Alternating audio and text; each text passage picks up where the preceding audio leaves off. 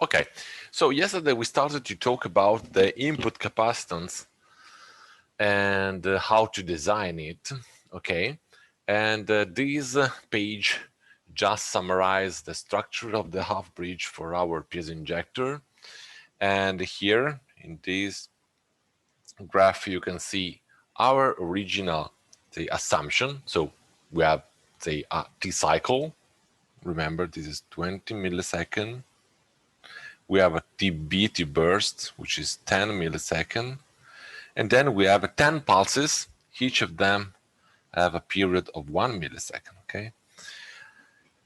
Each of these specific pulses here, okay, each of these DI pulse is then reported in this second graph, okay, which is a trapezoidal graph according to the maximum slope 2 volt microsecond, which we can have, okay, 200 volt as VP maximum voltage, and 100 microsecond for the rising time interval and the fall time interval. Okay, and then as the third graph, I plotted the energy, which yesterday we computed, which is the energy provided by the input source VD on the left of this graph, so in the left of this circuit here, so the input side, in order to make possible for the voltage across CP, so it is the voltage VP,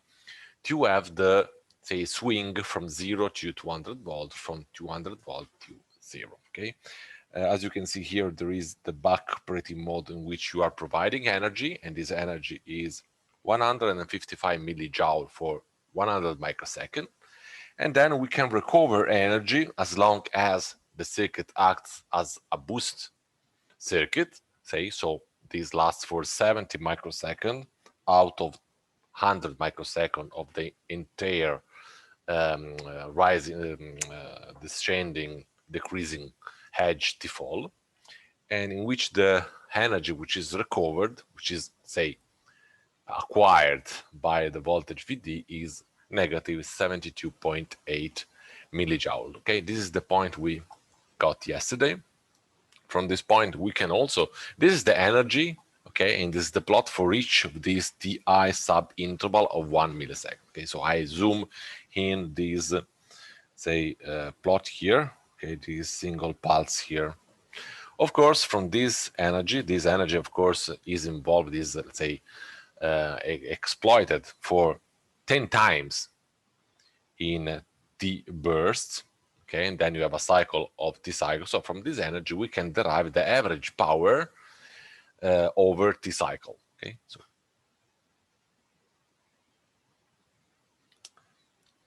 average power over T cycle of 20 milliseconds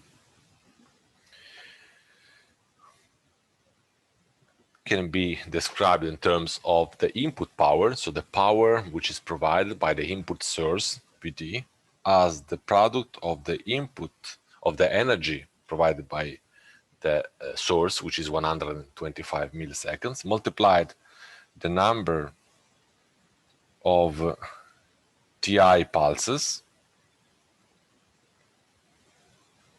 over T cycle, divided T cycle.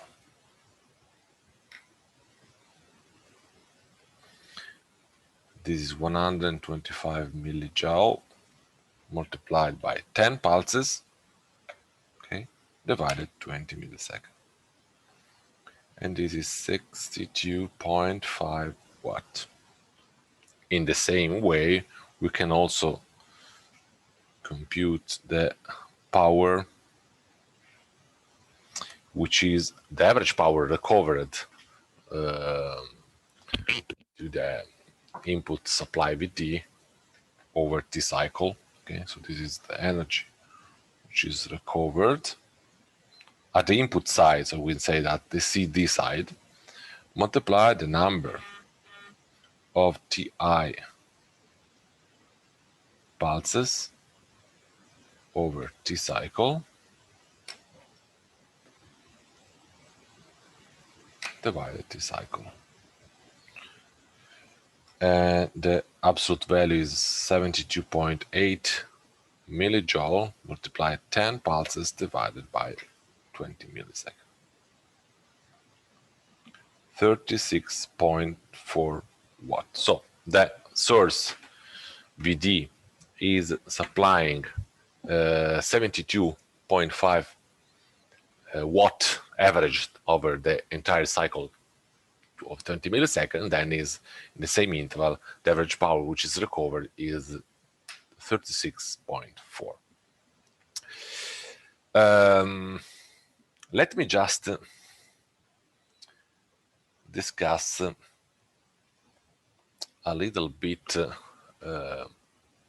with a little more insight into the let's say energy which is involved at the input side. Okay, anytime you have a capacitor, you should know that the variation of the energy which is stored into a capacitance can be described in terms of a variation of the voltage across the same capacitor.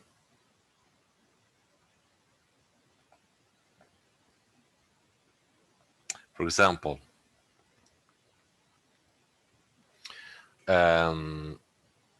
if we have a variation of the energy across a capacitance C, okay, this means that this capacitance experiences a variation of the voltage across it, okay, from a, say, maximum value, VC max, to a minimum value, which is VC minimum. If this delta energy is positive, it means that this quantity here is also positive, okay? So if I am providing an increase in the energy into the capacitor, then it means that it increases the voltage VC across it. Otherwise, when the energy is negative, so I'm, say, subtracting energy from the capacitance C, it means that VC is decreasing. Okay, this is something that we can say directly understand looking at this expression. Okay, so I'm providing energy, the voltage across the capacitor increases. I'm say subtracting energy, so I'm absorbing energy from the capacitance. Its voltage is something that is decreasing. Okay, so let me just again plot the voltage VP, which is, by the way, the voltage across our piezo injector capacitance model. And this for a pulse, single pulse, is something like this.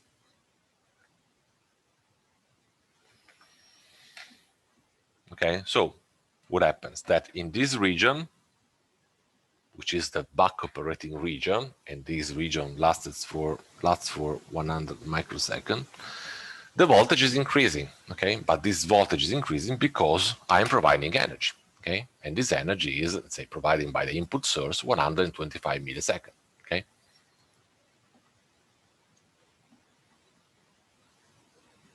Here. Now look what happens at the input side. Okay, so plot here the voltage across VCD. So the voltage across the input capacitor.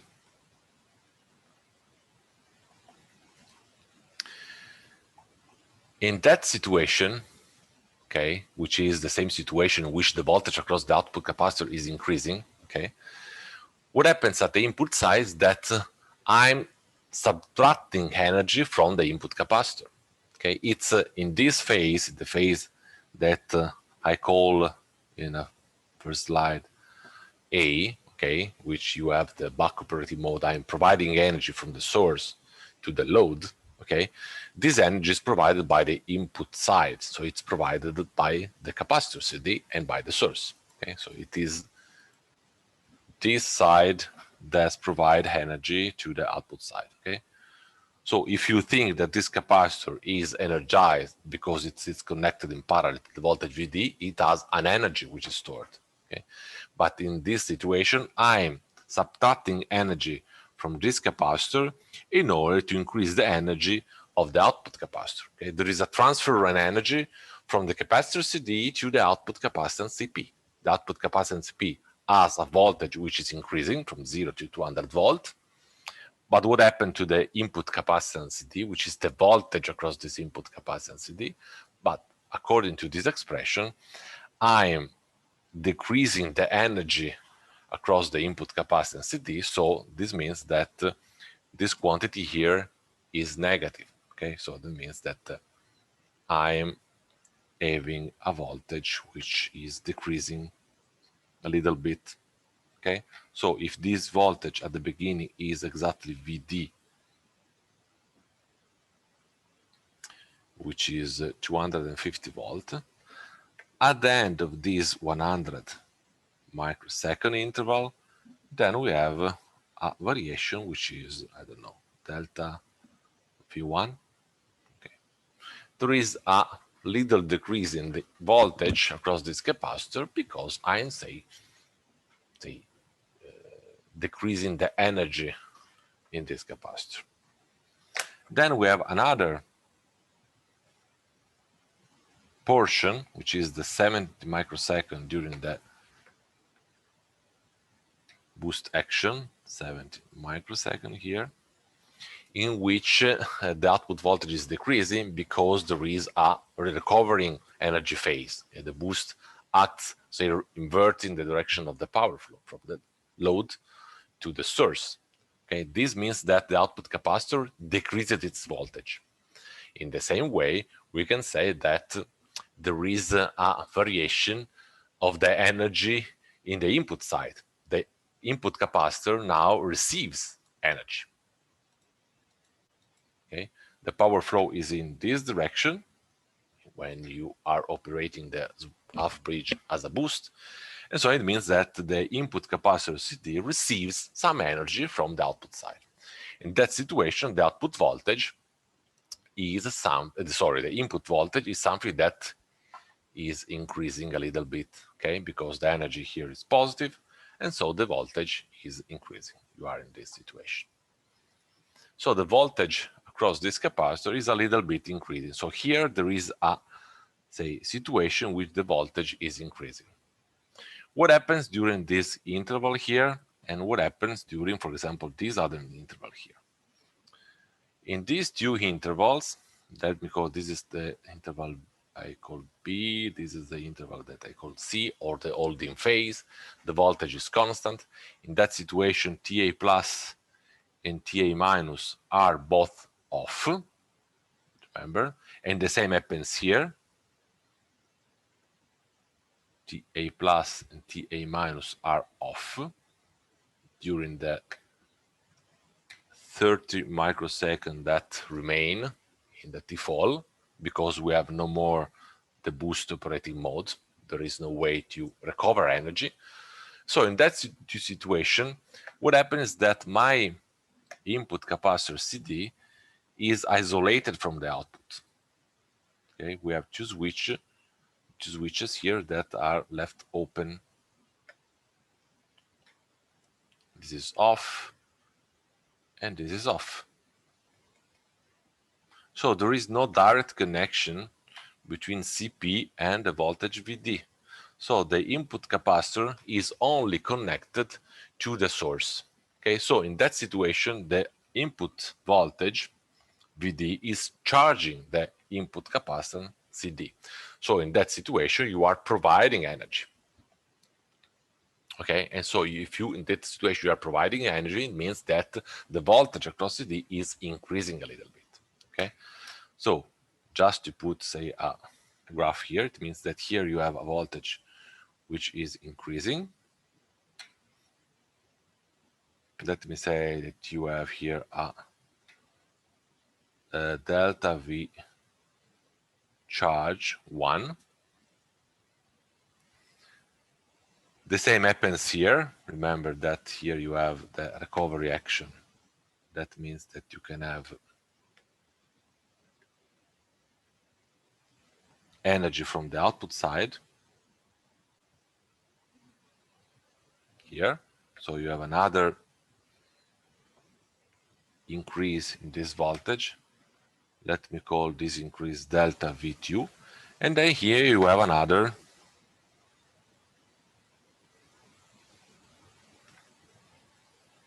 slope increasing. That is called, I don't know, delta V charge 2. Okay, so anytime you are providing energy to CD, this voltage is increasing. Okay, of course, this happens around the voltage VD, which is 250. Okay, then we have the TI interval is not finished. The TI interval is continuing. For example, TI ends here. And that situation, the pulses is over. We have just, let's say, VP null. The piezo injector is in its rest position, so it's not elongated, it's not deformed. Here, TA plus and TA minus are still off. Okay, we can say in this part. So we have another part in which you can say you have, say, another increase in the voltage. Basically, let me call this part, let's say, the delta V charge 3. Okay, so we have 3 intervals in which the charge of the capacitor CD is due to the fact that we have a direct connection between CD and VD. So we are in that situation. This happens for the interval C, for the, let's say, I don't know, B prime region here, and in TI when pulse is over. Okay, there are 3 different intervals that we can also say highlighted in blue here, here, and here that have the same physical mechanism in which that I can exploit to provide energy to CD. The direct connections of CD directed to the voltage source. Okay. As you can see, there is just one part in which, let's say, CD is providing energy, decreasing its voltage. All the other parts are, say, situation in which you are providing energy. Okay, in that situation in which you are providing energy, just one is due to the recovery of energy, and the other 3, the delta V charge 1, 2, and 3, are due to this direct mechanism. Okay, so basically we don't know which is TI. This interval here. We don't know the duty cycle of this waveform, okay? Because, as I said at the beginning, what happens is that the width of each pulse in the burst in TB are, say, due to some optimization tools that depends on the temperature, on the, say, the rotational speed, etc. In order to optimize the quantity that I have to inject into the combustion chamber. So it's something that is not known. But in terms of charging the capacitor or discharging the capacitor, this discussion here, so the behavior of the voltage that I have across this capacitor is the same for any kind of duty cycle, okay? Because if I have for example, let me plot with the orange another curve, which can be this one. For example, let's consider a pulse which is narrow, which is a duty cycle which is less than the red one. Okay, for example, you can have something like this, and this time interval in which the pulse is over is larger than the red one. Okay, so that means that this part, for example, this one, which you have the direct connection between CD and VD, is shorter, but also delta V charge is shorter. So what I can say that independently on the duty cycle, okay, the recovering, say, the increase of the voltage across the capacitor CD due to the phase in which the capacitor CD is directly connected to VD basically leads to the same increase of the voltage. So delta V charge, we can say that delta V charge 1 plus delta V charge 2, which is this one, plus delta V charge 3, basically are independent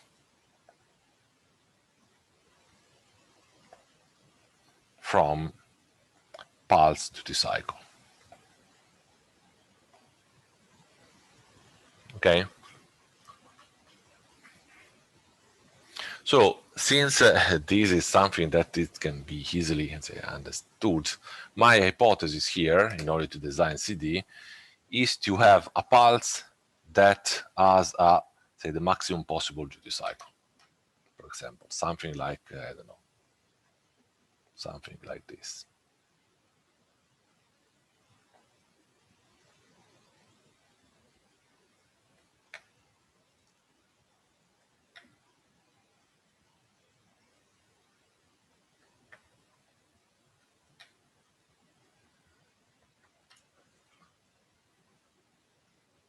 Okay, this is the maximum possible, say, width that I can have for my pulse. Okay, and I prefer to start this situation instead of starting a situation which is, let's see, dependent of the duty cycle, because I know that this increase here that happens anytime the both TA plus and TA minus are off basically leads to the same increase of the voltage. Okay, we sum all the parts, then we can have this situation is over. So I collect basically all the time interval in which TA plus and TA minus are off just in the holding phase.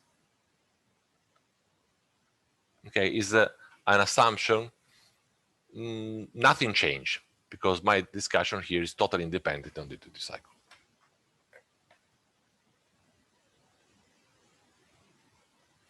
So in that situation, VCD, so the voltage across the input capacitor, can be described just looking at these three different parts. So I collected here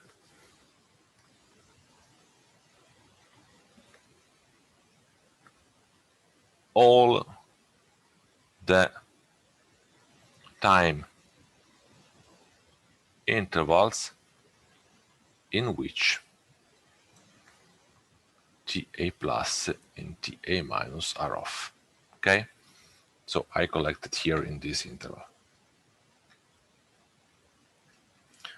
This means that my voltage can be described by just three time intervals.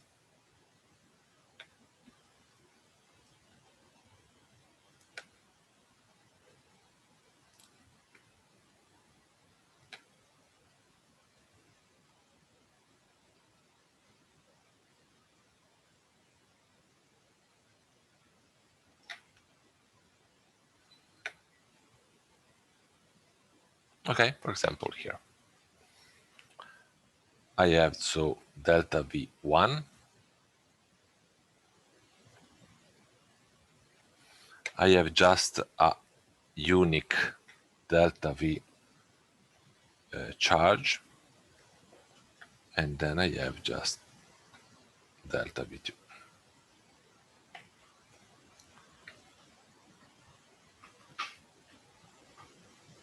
Okay, so here you have the capacitor, which is directly connected to PD.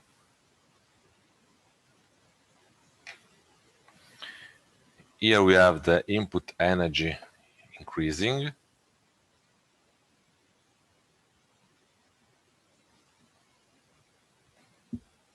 And we have the recovering action.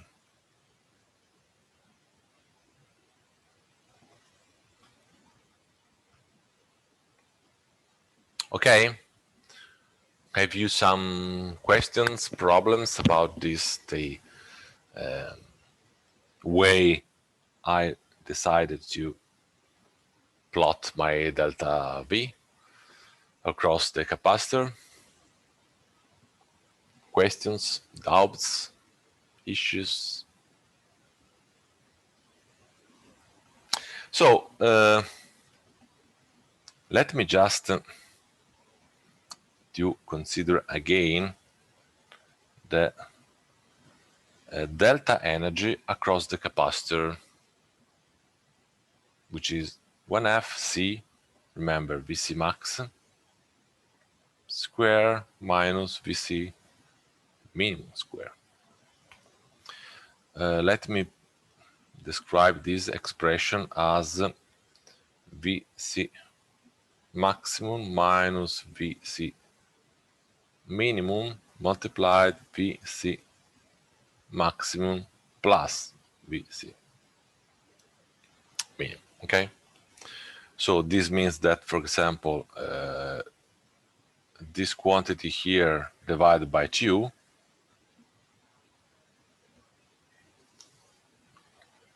VC maximum plus VC minimum divided by 2, it's basically is the, let's say, the average voltage you can have in this waveform here, okay, because we are talking about the voltage across the capacitor. Of course, we can say that VC maximum plus VC minimum divided by 2 is less than VD, which is 250 volts, which is by construction of our, say, graph, okay? 250 is here, then we have something that has decreasing, and then it tries to go up, okay? This is true, of course, but how is this difference between the average value and VD? Remember that our intent, our goal, is to provide a constant voltage across, say, the input side, the input port. Okay, the voltage must be constant for, say, the correct operation of the circuits. Okay, so we don't want that, for example, delta V1 is so big that the voltage here is, I don't know, 200 or maybe less than the output voltage. So our final goal is to maintain the ripple in the voltage across the input capacitor to be more or less not too low with respect to 250. Okay, this is our goal. Okay, my design of the input capacitor is something that I like to have in order to maintain constant that voltage. So my final goal for the design in CD is to have a capacitor that holds that 250 volt. So my assumption here is that VC max plus VC minimum divided by 2 is not VD, let's say, but is close to VD, okay? In my assumption, I can put here VD. So I can put VD in place of this part. So delta energy is close to C multiplied VD multiplied the delta V, where delta V is this quantity here. So is the difference between the maximum and the minimum. From this expression, which is simplified, and maybe we have to recheck at the end of our computation, okay, in order to see if my design is good, can be exploited, can be used for computing delta V. Delta energy across CD multiplied C, which is now the capacitor CD, okay, this is CD, multiplied the voltage VD. Yes, VD. This is the equation that I have to exploit, okay? So using this expression for the variation of the voltage across VD, try to compute delta V1, delta V charge, and delta V2.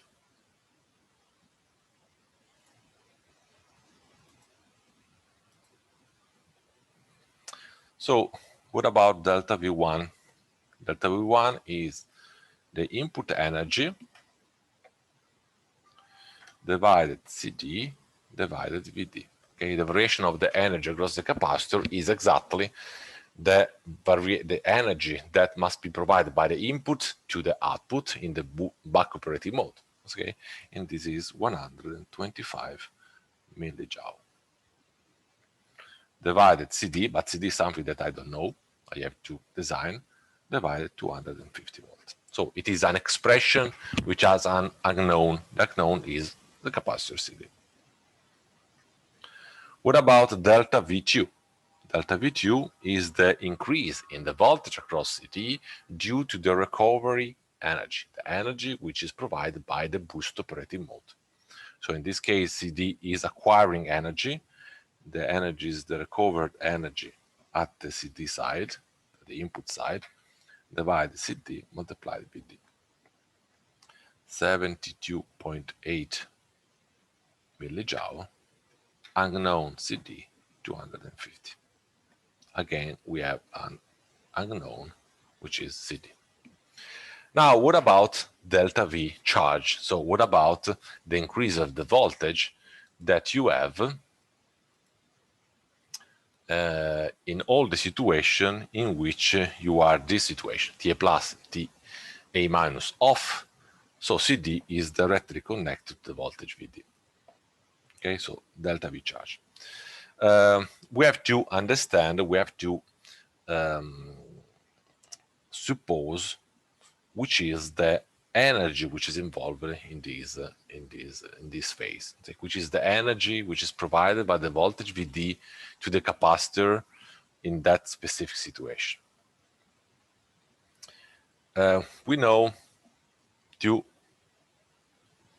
parameters that are the input power, remember, 72.5 watt that we computed at the beginning. Then we know the recovery power, which is 36.4 watt. And so we also know the difference. Okay, the difference is P in minus P recovery, 72.5 minus 36.4, 6.4, which is 26.1 watt. So this represents the energy which should be provided on average, this is the average power, from the VD source to the input capacitor.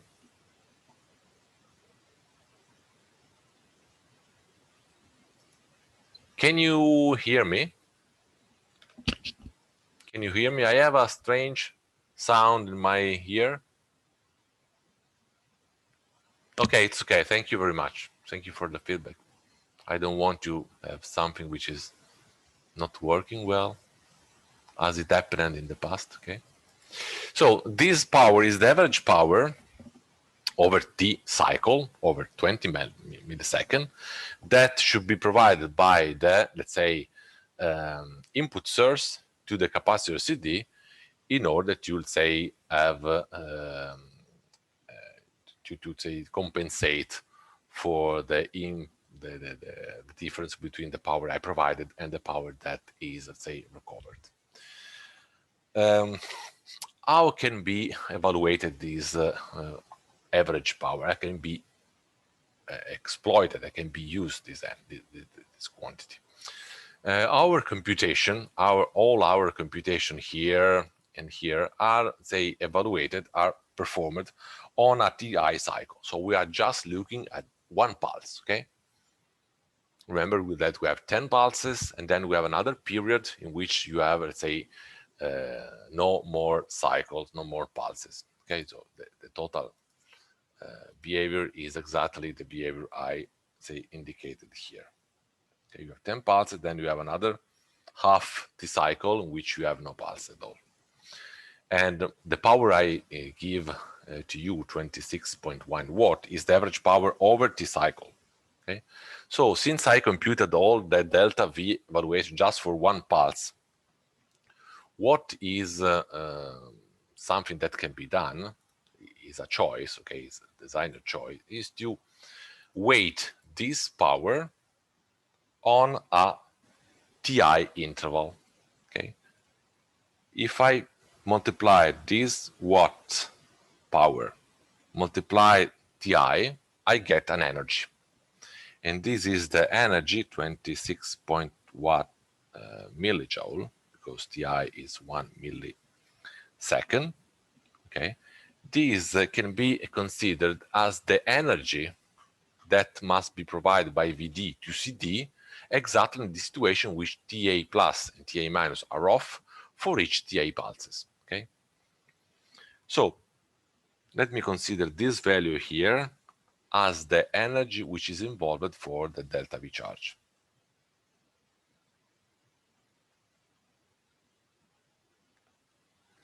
(26.1 millijoule divided CD my unknown 250. I said that this is a choice of a designer because I can weight in a different way. Okay, I can choose to consider not just the weight on TI, or maybe I can use a different number. I can put, of course, this as a consequence on the design of CD. My choice is to consider, say, the total average power over T cycle, just weighted on each period, each interval Ti. Okay. Anyway, doing this kind of say, computation, I have delta V1, delta V2, and delta V charge. So I have the variation of the voltage across CD for each Ti pulse. Okay. Let me just sum up this value. Remember that I have a increase. I have one decrease of the voltage, and then I have two segments, two intervals in which I have an increase of the voltage. Okay, so I'm going to compute what happens at the end of TI cycle. What happens here? I have a voltage here which is less than 250, or I have a voltage which is higher than 250. So let me call this interval here, the sign of which I don't know, delta V discharge. And delta V discharge will be delta V1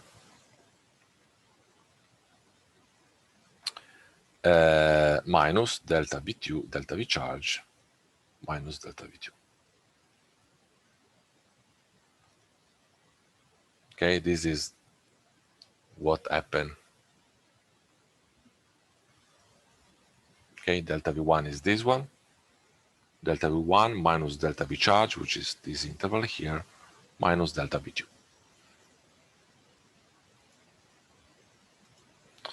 So delta V discharge, which represents the difference between 250 and the value of the voltage I have at the capacitor at the end of Ti, is simply given by input energy, the recovered energy at the site, minus the energy that I computed before. Let me put the number directly, which is 26.1 millijoule, divided CD divided VD. So 125 millijoule, 72.8 millijoule, 26.1 millijoule, and then CD multiplied 250. As you can see, this quantity provides you a positive value because the summation here provides exactly 26.1 millijoule divided CD multiplied 250. This is positive. So it means that delta V discharge is a positive quantity. So effectively, this is compliant with my drawing. Okay, the voltage at the end, the blue curve here, is less than 250 volt. This quantity is positive.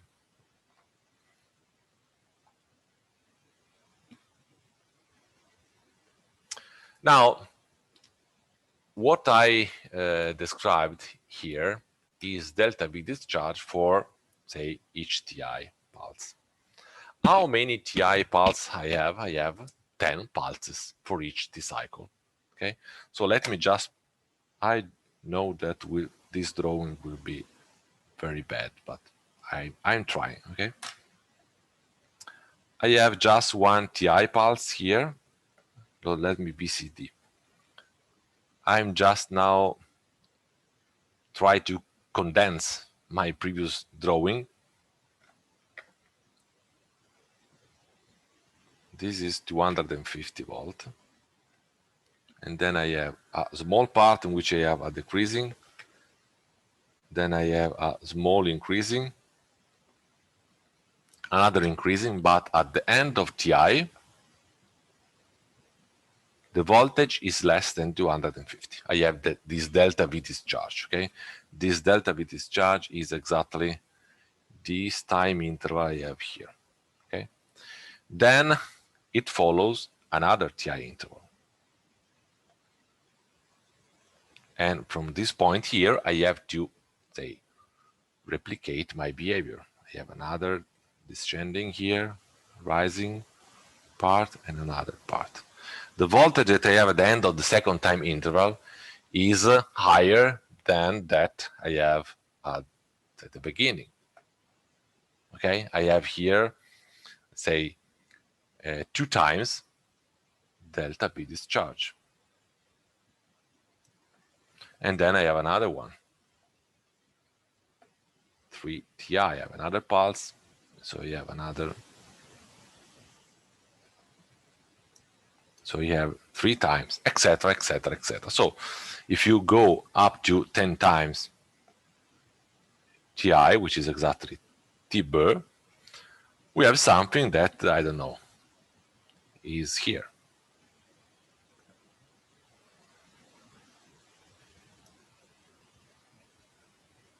So you have this interval at the end, which is the amount of this quantity at the end of 10 times Ti, delta V discharge at, let's say, let me call TB, will be delta V discharge at Ti multiply 10.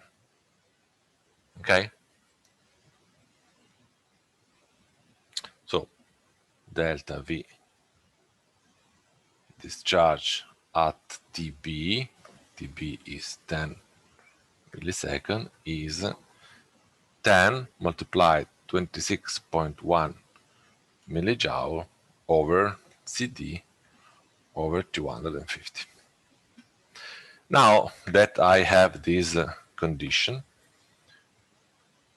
I can use this equation to fix, to define, for example, my design goal.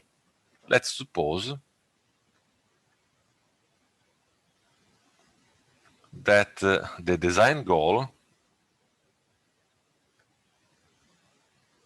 is to have delta V discharge at, let's say, TB less than 10 volts. This number here is designer choice, okay? It should be higher, a little bit higher, it should be, let's say, less. Basically, not too much higher than this value, okay? Because we want to maintain all the voltage to be, say, constant across the capacitor. So that means that I can select 10 multiplied 26.1 millijoule over CD multiplied 250 less to 10 volt. So I can use this expression to derive CD. CD should be higher than, let's say, 10 26.1 millijoule divided 10 multiplied 250 volt. And this is, if I compute it well, 104 microfarad, higher than that.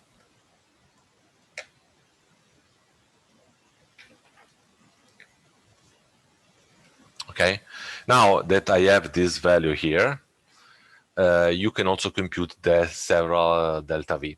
Okay, for example, suppose that I have exactly CD equal to, I don't know, we have to choose something which is normalized, okay? And the higher normalized and standard value is 150 microfarad standard.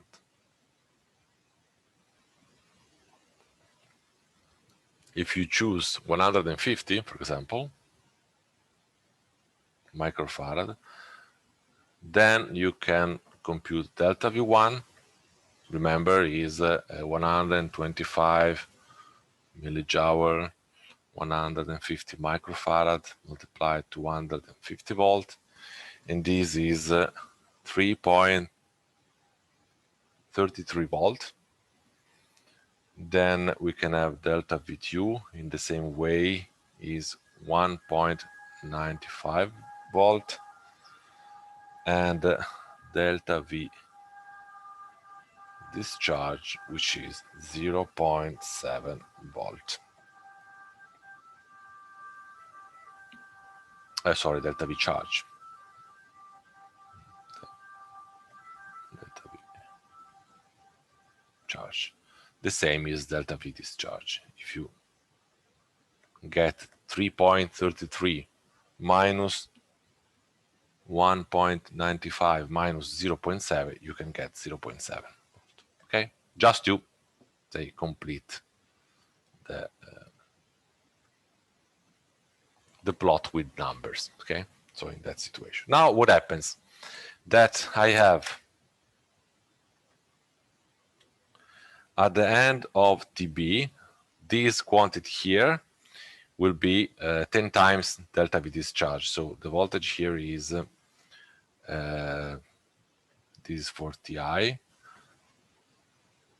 delta V discharge at TB after 10 pulses is 10 multiplied 0.7, so it is 7 volt. So here you have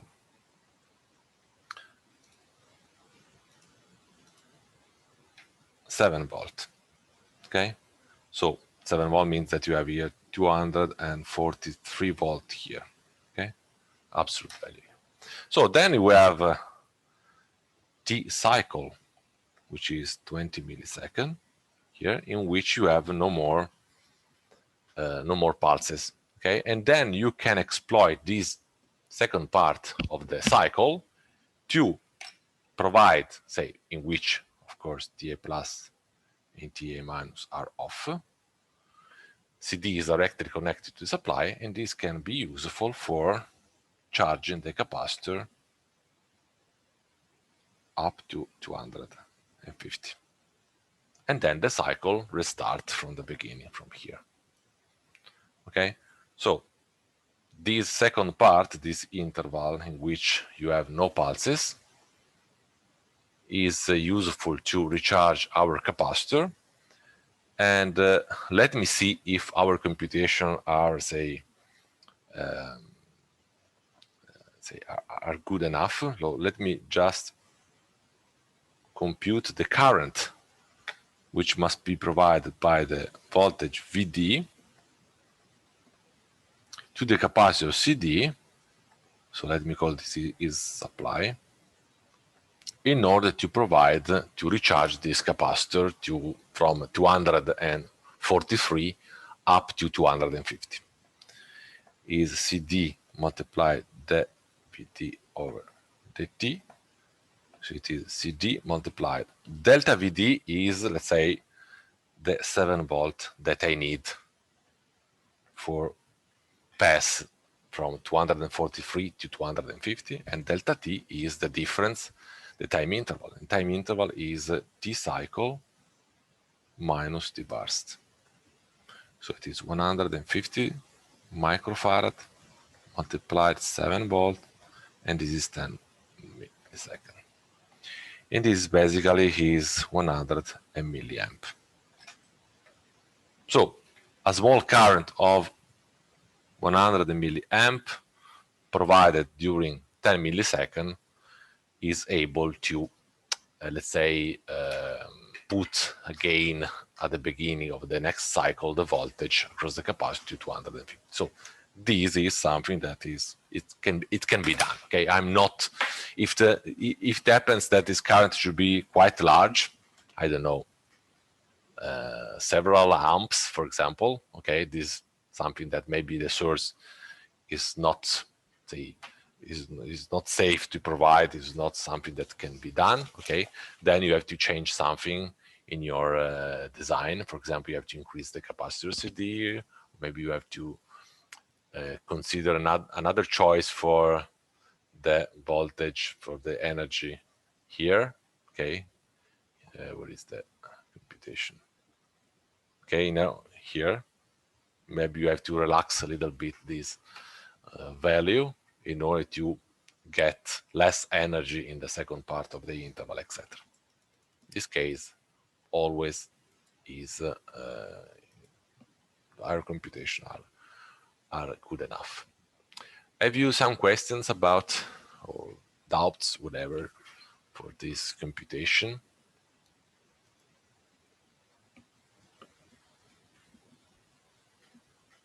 Problems, issues? So basically, CD is a capacitor that can be, let's say, 150 microfarad. And remember that we need also, for buying any kind of capacitor, we also need the voltage, the maximum voltage that the capacitor can support, can withstand. This voltage should be higher than the volt. CD is directly connected to VD. So the maximum voltage is the maximum voltage that I can have at the input, so 250 volt. So you have to buy a capacitor that has as a maximum tolerable voltage, I don't know, 300 volt, something like that. A capacitor like this that has these, say, quite huge capacitance, 150 microvolt, and large voltage across it is an electrolytic capacitor. Okay.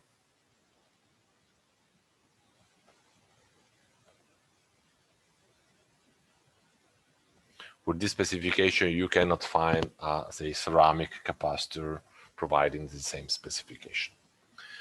So in order to, say, have this electrolytic capacitor, in order to buy from catalog, online datasheet, whatever, you need a third parameter, which is the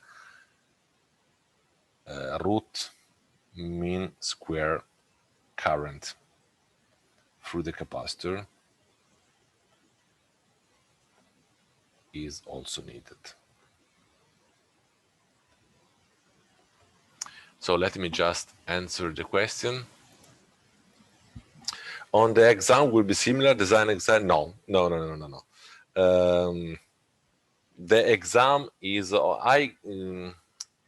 I said at the beginning of this course, the exam is basically, focused on the theory, because this is a course which is, say, described systems, okay? I get, there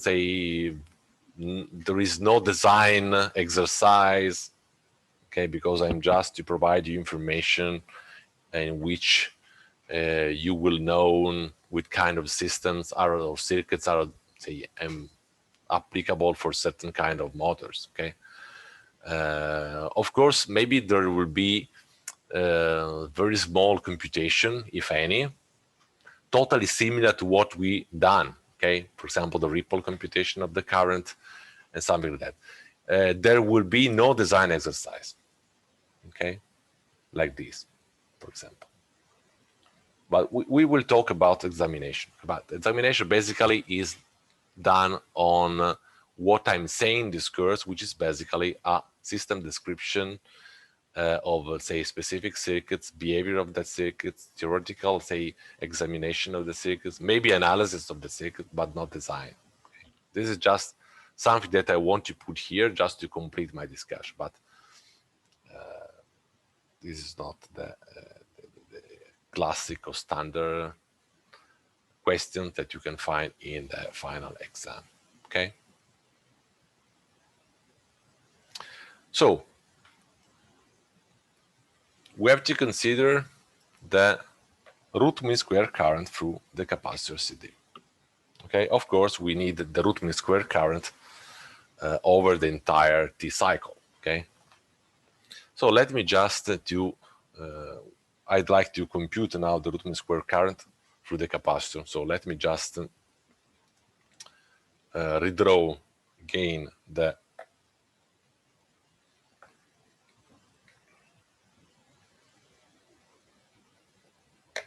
half bridge in order to highlight the currents I'm interested in.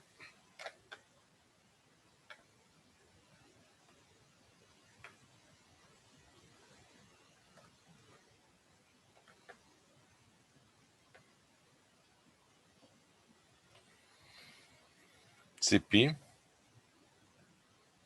voltage VP,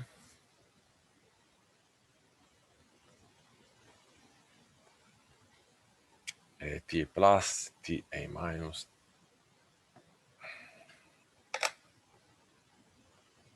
VD source, input capacitor, CD. Okay. The current here is called IP. The current here is IA, the current flowing to the half bridge A.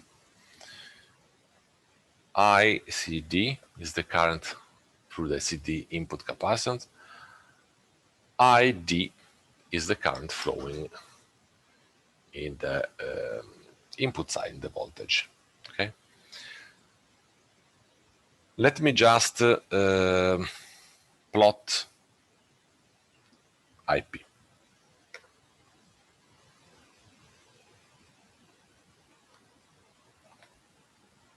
IP is something like this.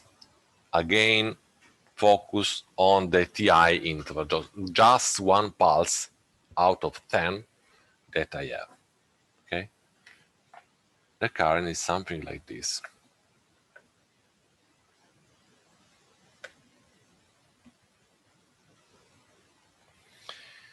Is the current in a practical circuit exactly like this, in which you have IP max, remember 10 amp or negative 10 amp here? Is exactly like this? No, we saw at the beginning of this exercise that the current has a behavior which is a slight different from this. Okay, it has some ripple here. It has a phase in which the current increases, and then has some ripple here, then decreases, etc., etc. Okay, so the practical current is a little bit different. Remember that we are also modified the strategy of commutation of the switch in order to have, let's say, the increasing of the current, and the current cannot withstand a slope higher than 1 amp per microsecond, etc., etc. Okay. By the way, for this computation, let me just consider the ideal version of the current, which is the standard and the classical, say, rectangular behavior, ranging from 0 instantaneously to 10 amp, then it remains constant to 10 amp, basically, and then goes down instantaneously after T rise. Okay, this is 100 microsecond, and this is basically this is 70 microsecond. Okay. Okay, so let's suppose that the current is the ideal current. Okay.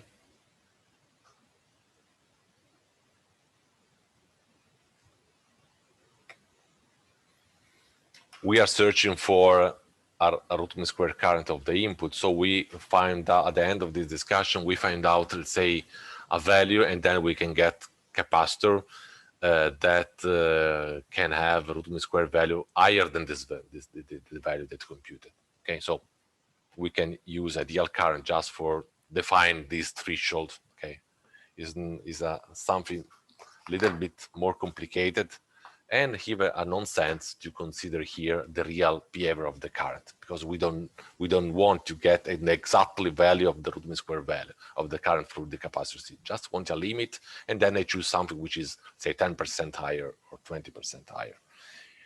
So this is the current IP. What happens to the current IA? The current IA basically is when TA plus is closed, the current AA is the same of the current IP. When TA plus is off, so it is open, the current IA is basically null. Okay, so if you want to plot the current IA over T, you see something like this.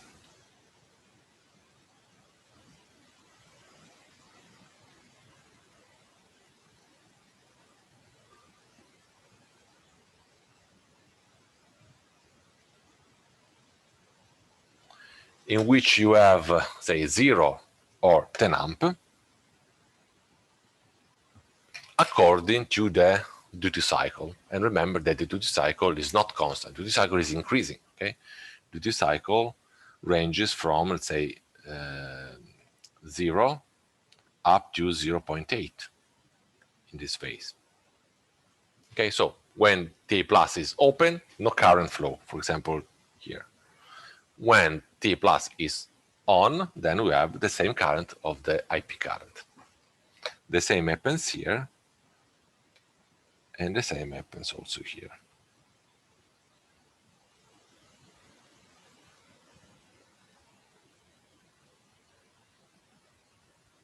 Etc., etc. Here the duty cycle ranges from 0.8 down to 0. I don't remember, 24.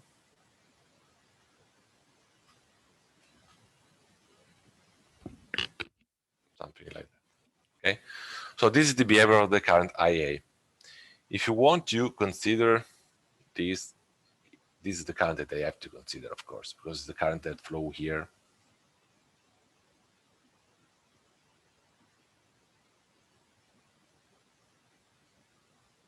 This current IA, as you can see here, has a DC part and IC part. So it's a constant value plus, let's say, an IC part, which is a no constant, has no DC, no average value. It's the sum of two contributions, okay? Is the sum of a DC plus the AC contribution. Here you have a capacitor, and then you have here a node. Okay, the node says that the current ICD is IA minus ID. The current IA has a DC plus AC contribution. The current flowing through a capacitor must have no DC contribution. This is for, say, it's required by the, say, characteristic law of any kind of capacitor in steady state. So ICD only IC part. Any capacitor cannot withstand a current that has the DC components. Okay, so the SC component that you can have in IA flows interiorly into CD, and so ID at only the DC contribution. But this is quite easy to understand because VD is constant, and so the current ID flow into this constant voltage must be constant. Okay, so this is a DC contribution here. ICD is only AC. The summation of the two provides the AC plus DC contribution of this current. Okay, so in CD only the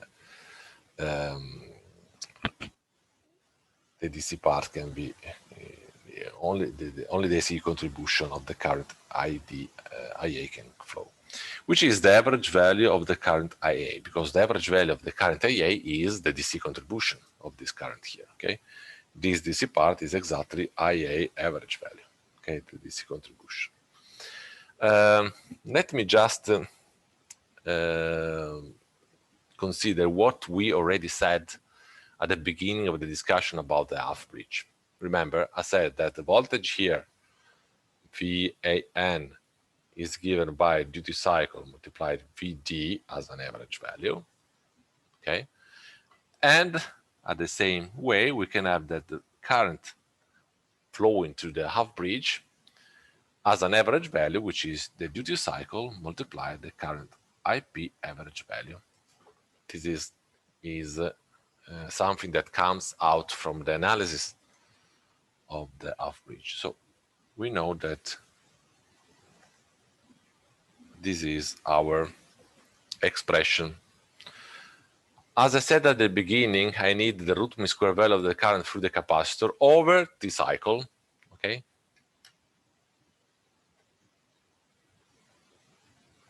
But to find out the root mean square value over T cycle, let's start by computing what happened over T switch.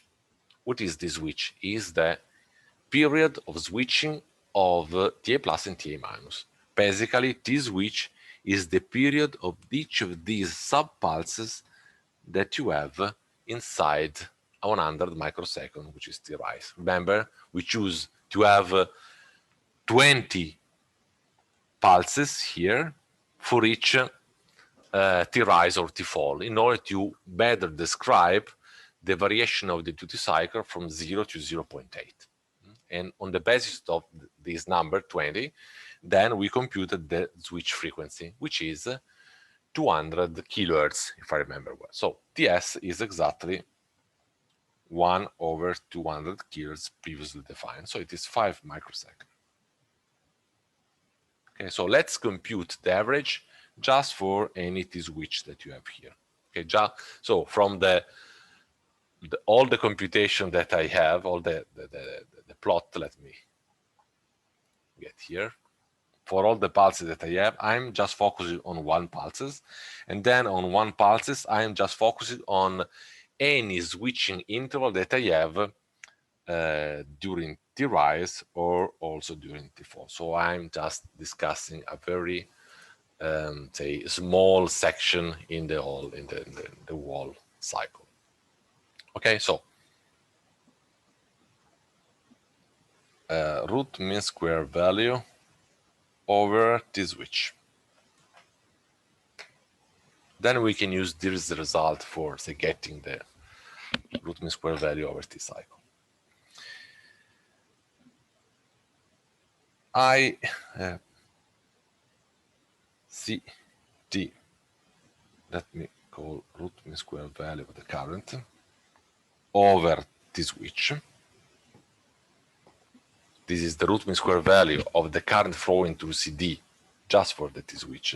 Square is, by definition, 1 over T switch 0 from T switch of what? Of ICD square. This is the definition of a root mean square value of the current. Why it is important, the root mean square value of the current flowing through electrolytic capacitor? Because the root mean square value of the current has an important impact on the power dissipation through the small parasitic resistance that any electrolytic capacitance has. Okay, and if you have power dissipation into electrolytic capacitors, it means that you are, say, increasing the temperature in your devices. And these are electrolytic devices, so they have some, let's say, electrochemical material inside that cannot withstand temperature that are above certain level. So the root mean square value through electrolytic capacitor must be contained to safe level in order to avoid, let's say, basically the explosion of the electrolytic capacitor. Okay, so this is the reason why I have to, say, compute the root mean square value of current through electrolytic capacitor. ICD is given by our previous expression. ICD is here, is IA minus ID.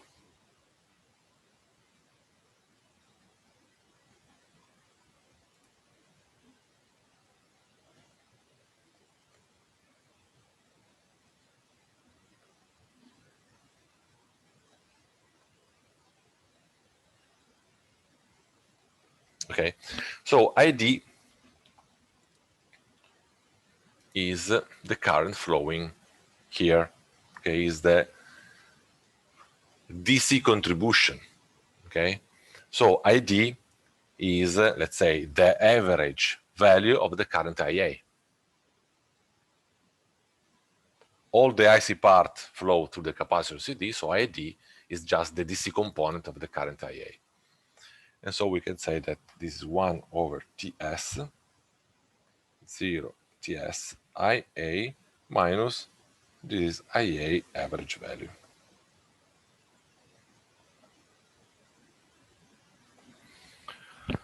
So let me just have some algebraic computation, very simple. 1 over TS integral, then I have IA square minus 2 times IA multiplied IA average plus IA average square. That. Okay, I just develop the square of the difference. So ICD root mean square value over TS square is 1 over TS multiplying what?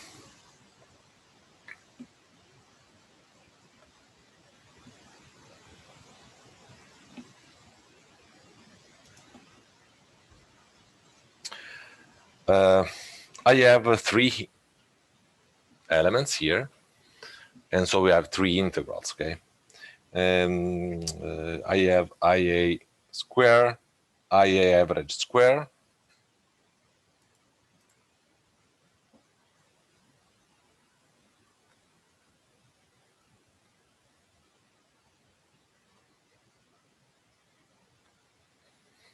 and then I have this part here, which is negative 2 A average multiplied AA.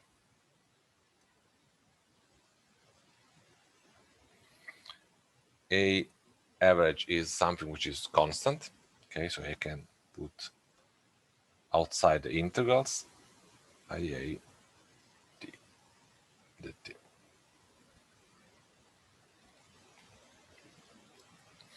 Now look at this integral here.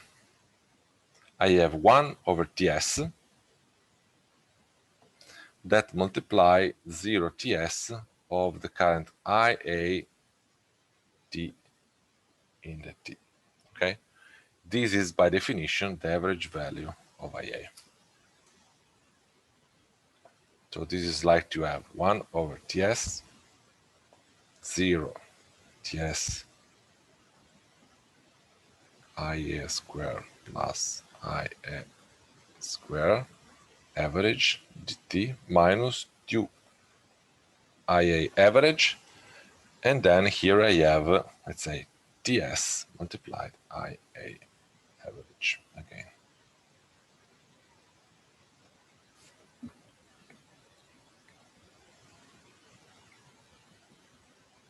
So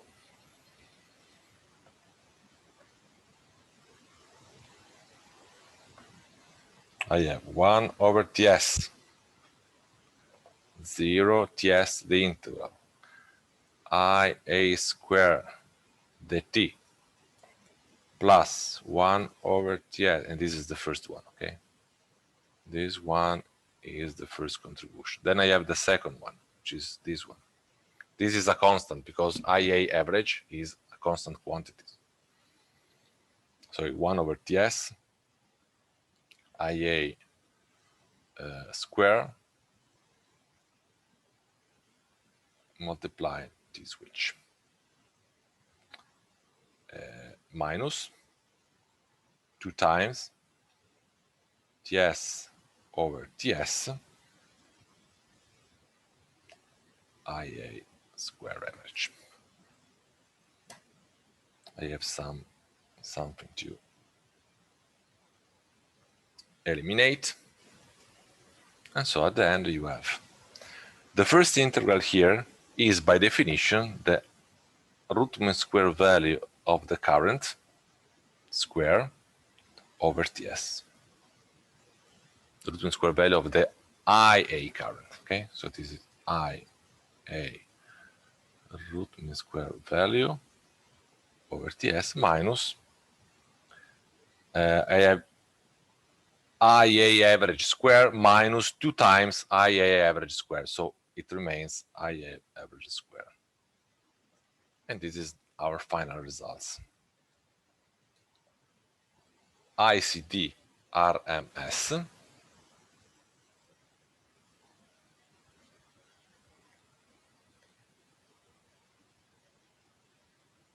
over TS is simply the difference between the root mean square value of the current IA minus the square of the average A current.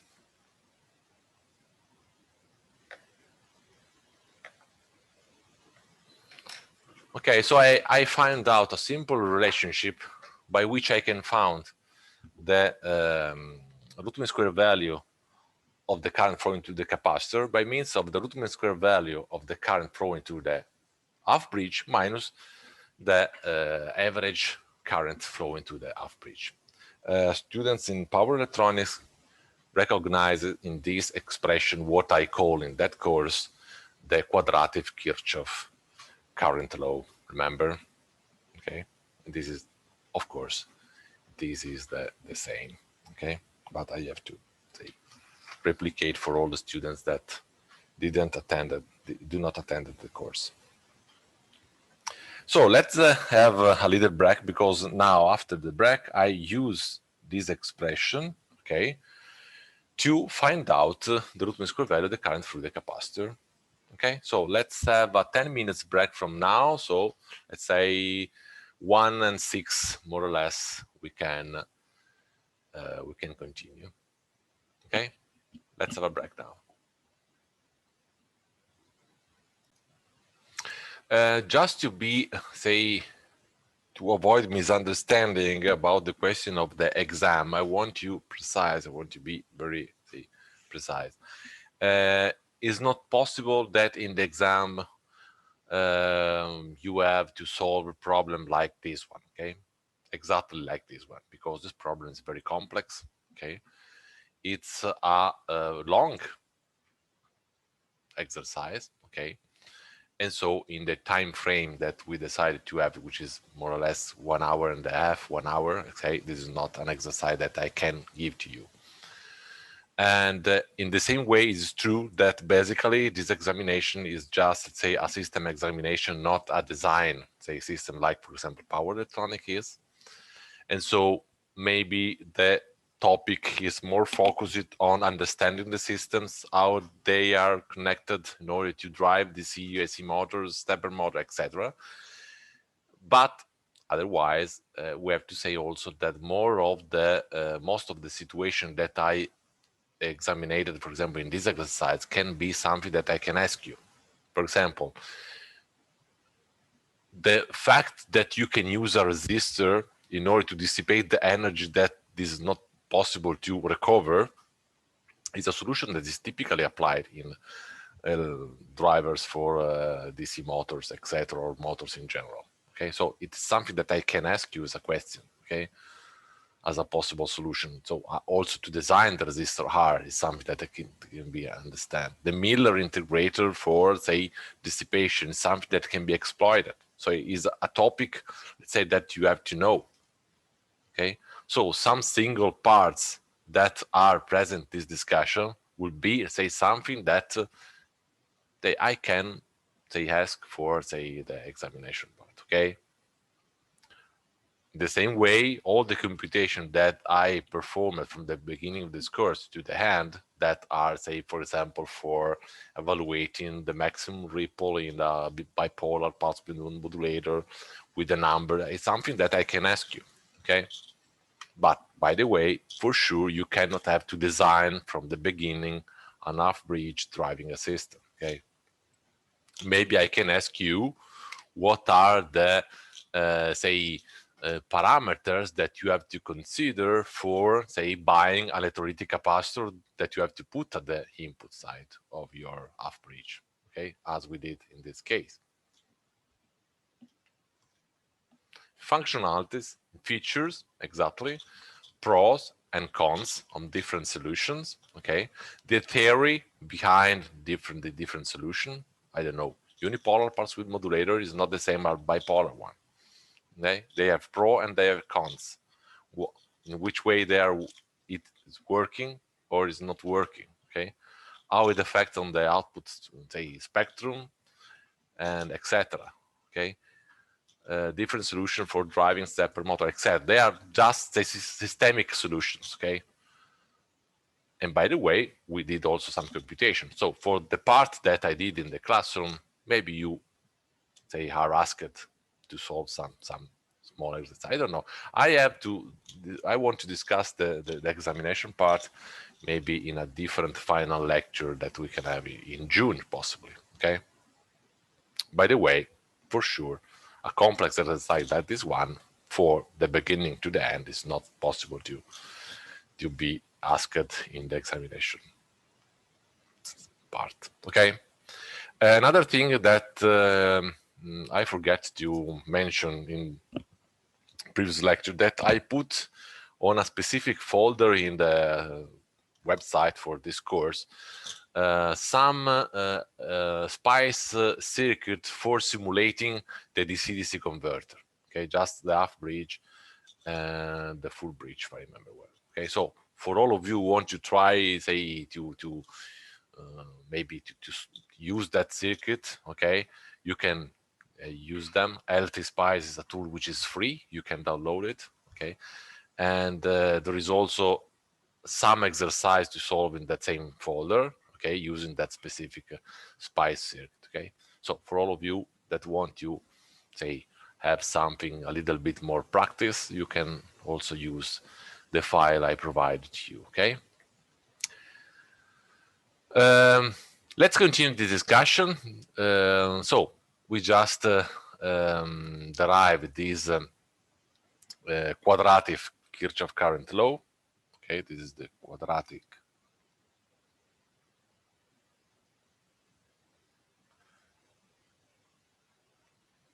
Kirchhoff current law.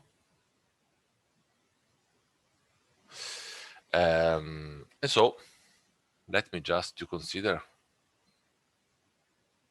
the different quantities that are involved. Okay, for example, IA average value. I said before that IA average value is the duty cycle multiplied IP average value. Remember that we are just making computation for each TS time interval, so for each switching time. So let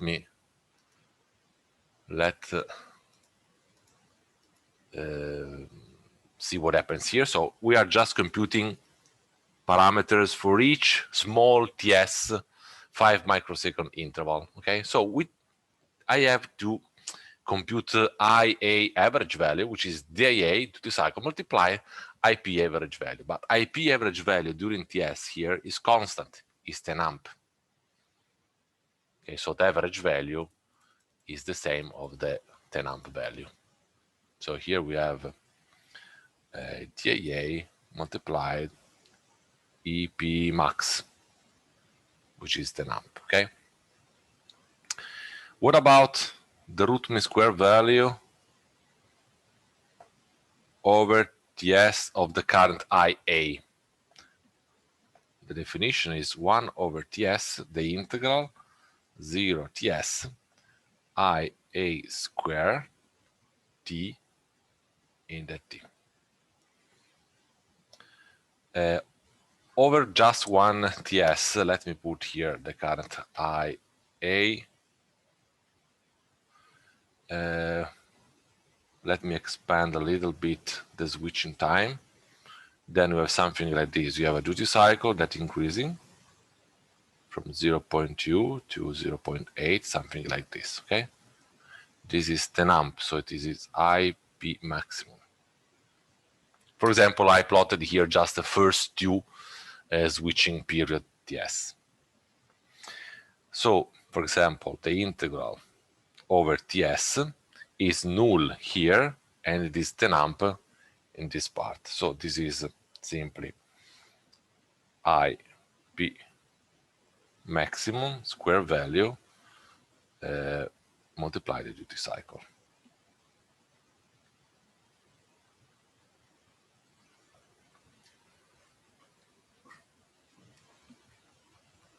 This part here is exactly dA multiply TS. So we get these two quantities, this one and also this one. Then we use inside this expression. So I have that ICD root mean square value over TS square is IP max square multiplied dA minus dA square IP max square. Okay, so I just put this one, the first one, here, and I square it, and the second one here. So this expression can be further simplified in the form ICD root mean square value over TS square is IP maximum square DIA minus DIA square. So this is my final expression for the root mean square value of the current over TS. The difference with power electronics exercise, in which we put directly DIA minus DIA, take the maximum, is that now DIA is something that varies, okay? Varies from 0 to 0.8. So let me plot this graph, this quantity, square here. I have duty cycle, DIA. DIA ranges from 0. Let me put 0, 1. Okay. If I get duty cycle ranging from 0 to 1 and I plot this function here, I get this curve.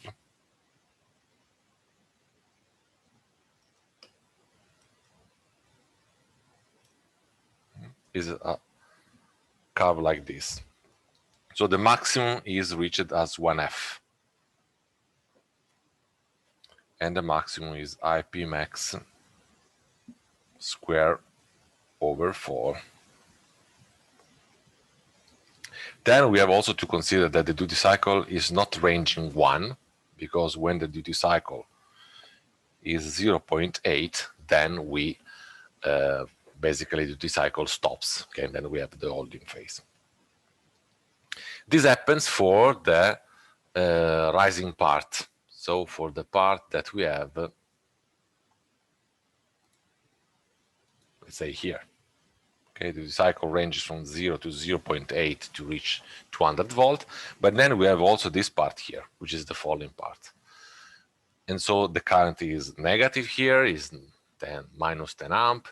We can have the same exact computation, okay?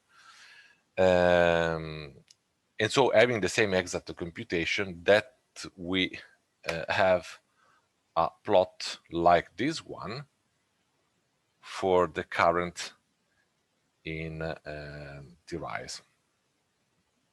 It's the same, okay? Sorry for the drawing. Put the same curve.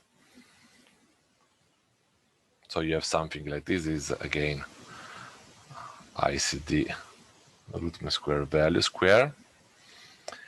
This is let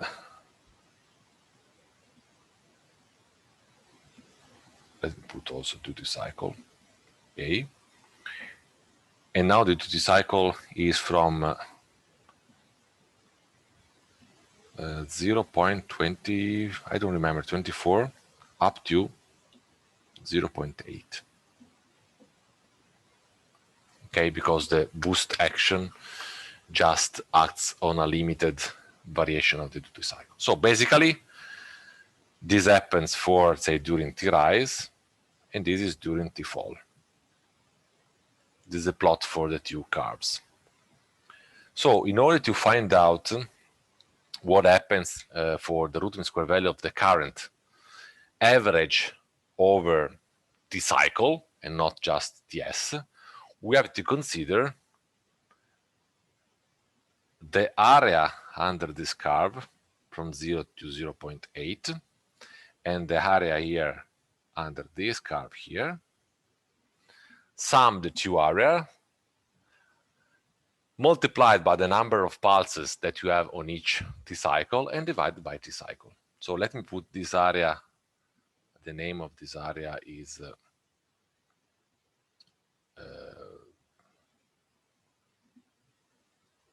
I don't know, A1, and this is A2. So ICD root mean square value over T cycle now, which is the required quantity. Basically, is A1 plus A2 multiplied the number of Ti pulses over T cycle divided T cycle. Okay, this is a sort of average value of the root mean square value or the root mean square quantity of the current for the T cycle period. For the sake of simplification, in order not to complicate too much the computation, and with the aim to derive a threshold for this root mean square value and then choosing something which is big higher, let me consider A2 the same of A1.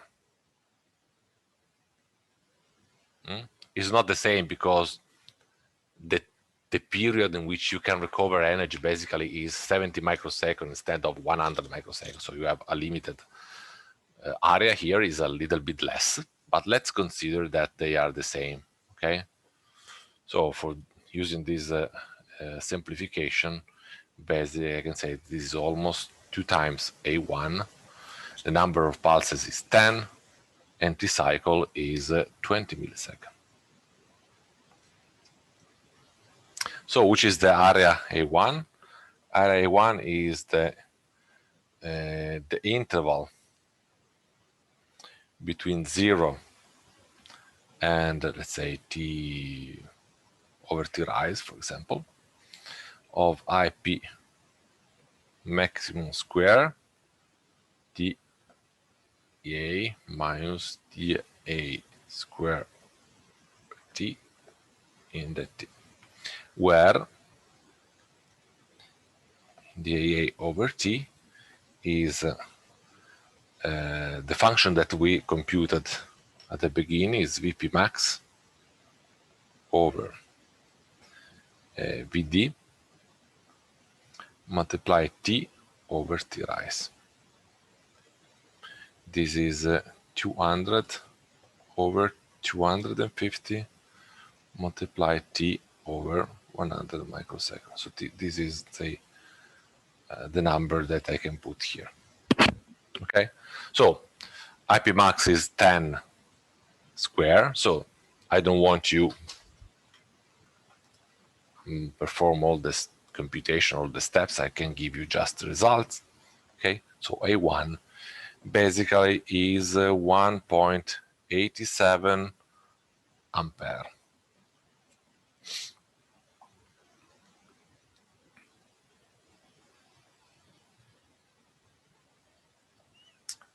I'm sorry, this is 1 ampere square per second.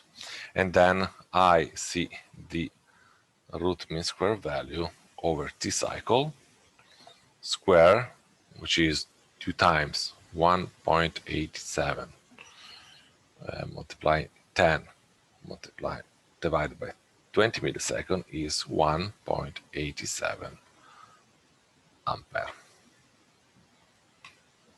square. So the root mean square value, the root of this quantity, ICT root mean square value T cycle is 1.87. It is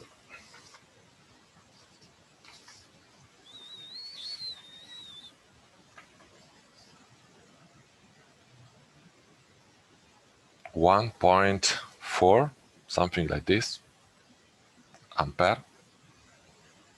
And basically, this can be the result. Check always my computation, okay? Because sometimes maybe I can say make mistake. Okay, so this is the value of the current. Of course, this is my threshold. Coming back to our capacitor, CD should be, say, let me put 150 microfarad.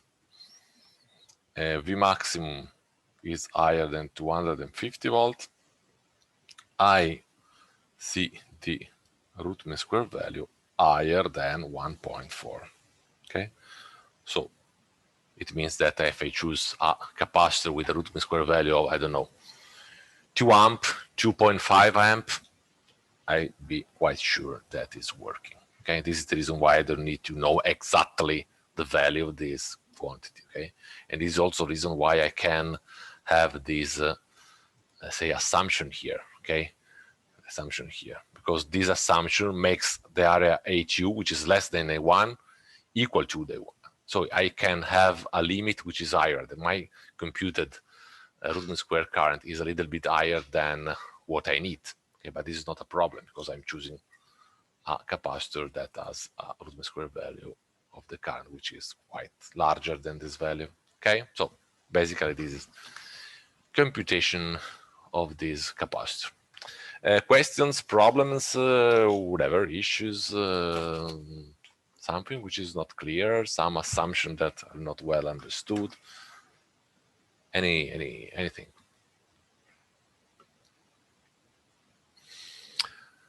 So we have designed inductance, input capacitor, switching frequency, input voltage.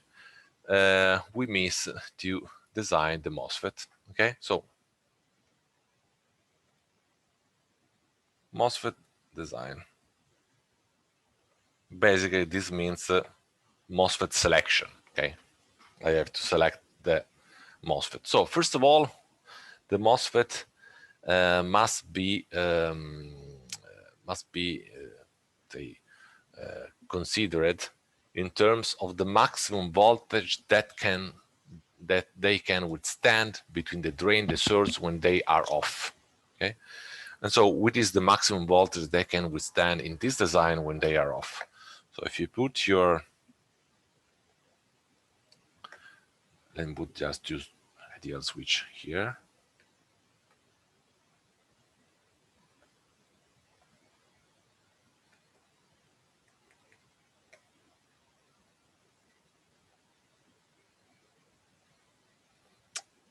When, for example, this switch is off, the other switch will be on. What happens that the voltage that you can have here, the voltage across the drain and the source of this MOSFET, is exactly the voltage VD.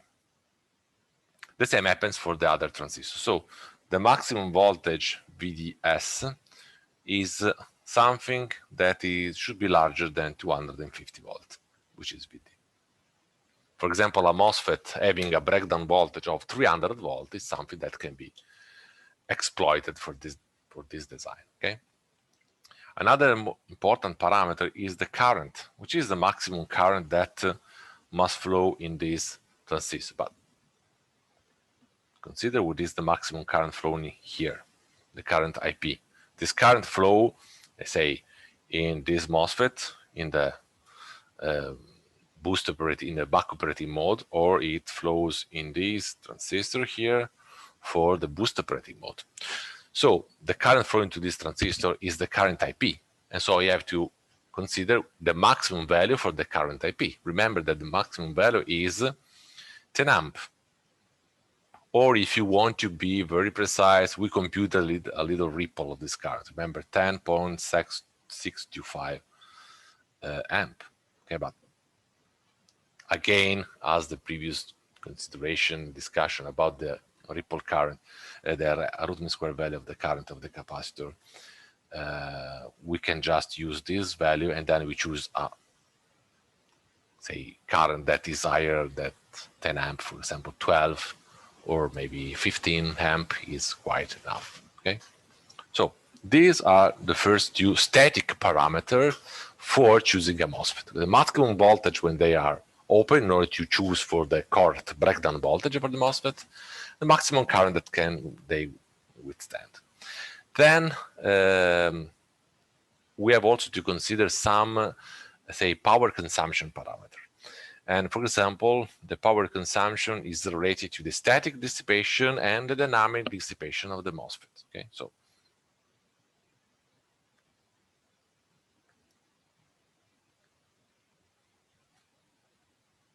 let me start with the static dissipation. Static dissipation is the power dissipated by the MOSFET when the MOSFET is closed. Basically, when the MOSFET is open, it acts as a well open circuit, and then the current flowing through it is null, so no power is dissipated. So the static power is dissipated when MOS is on. When MOSFET is on, the current flowing through it is the current IP, okay? And where this current flow? When the MOSFET is on, you can model the MOSFET like a resistor. And this resistor is called R on, or sometimes RDS on. So the on resistance when the MOSFET is, the drain to source resistance when the MOSFET is on. Okay, so this means that you have a current flowing to this resistance. And so you can compute the power dissipated in static situation. And this, let's say, static power is R on multiply the current flowing to the drain of the MOSFET, ID root mean square value square.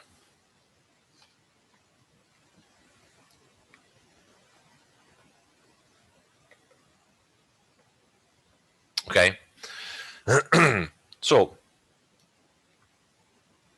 this is the static power. Basically, our unknown is this resistance here.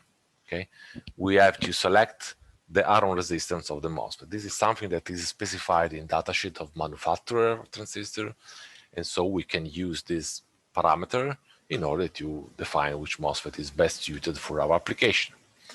So we need also this quantity here.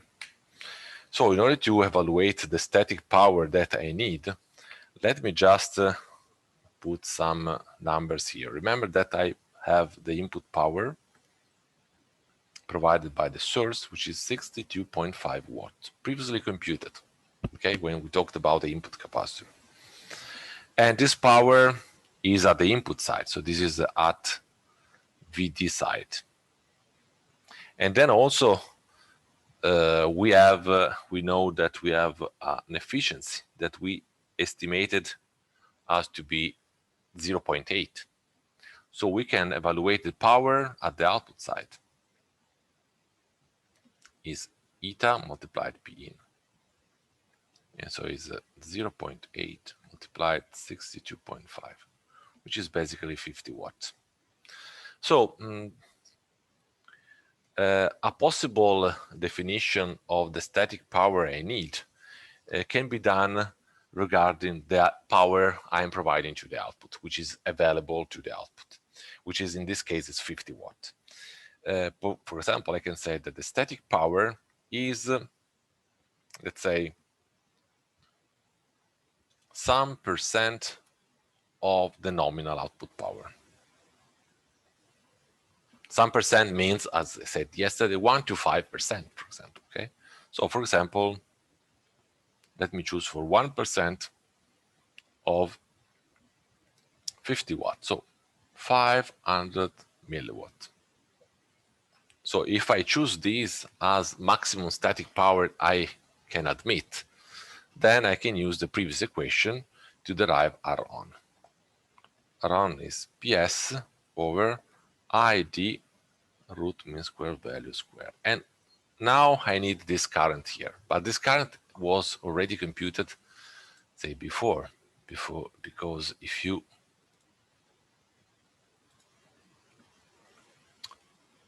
remember,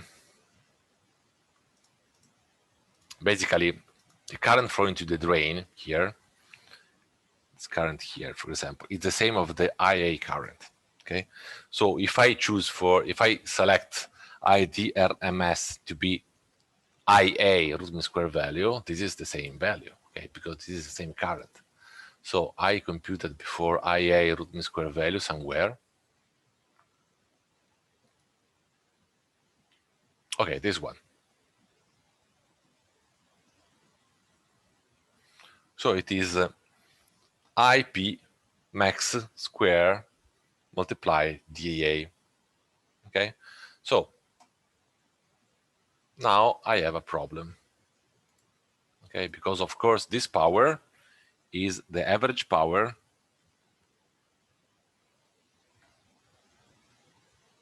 over the cycle. And so I need something over the cycle. Also, the root mean square value of the current flow into the drain, so the current IA should be averaged over the cycle. So we need, let's say, IT RMS. I have the value over TS previously computed, which is IP maximum square multiplied DIA over T. This is the expression I showed you before. This one is over TS, okay?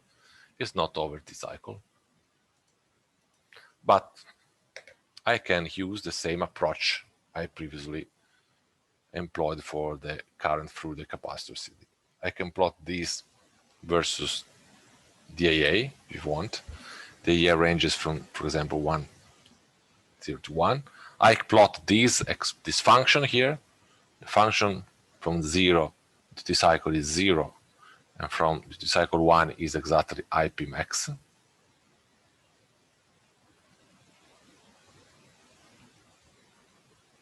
Okay, square. Of course, the duty cycle is not going to up to 1, but let's say goes at the maximum at 0.8. So you have this area here to be considered. And so I can average this quantity for, let's say, my transistor. Okay.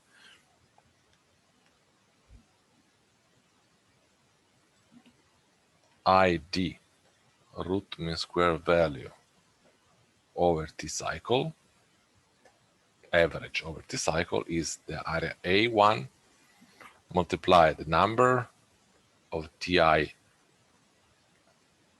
pulses over T cycle. Why? I have to consider here 2 times this area, or A1 plus A2, or not,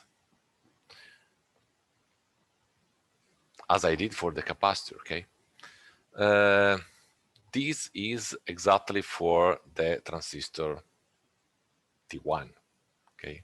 Remember that I'm considering, let's say, here, IA is the same of ID, okay, for the transistor TA plus. But the transistor TA plus is only working during the back operating mode. So it is just for the rising part of my edge. So you have not to multiply it by this quantity, because basically I'm just considering one MOSFET at a time, one transistor at a time. So there is no 2 here, just one, okay, because this is for the TA plus transistor. So each transistor will have this characteristic. The area here is, let's say, very easy to find out, is 1F. And you have 10 microsecond, which is T rise multiplied IP max square multiplied 0.8, which is this point here.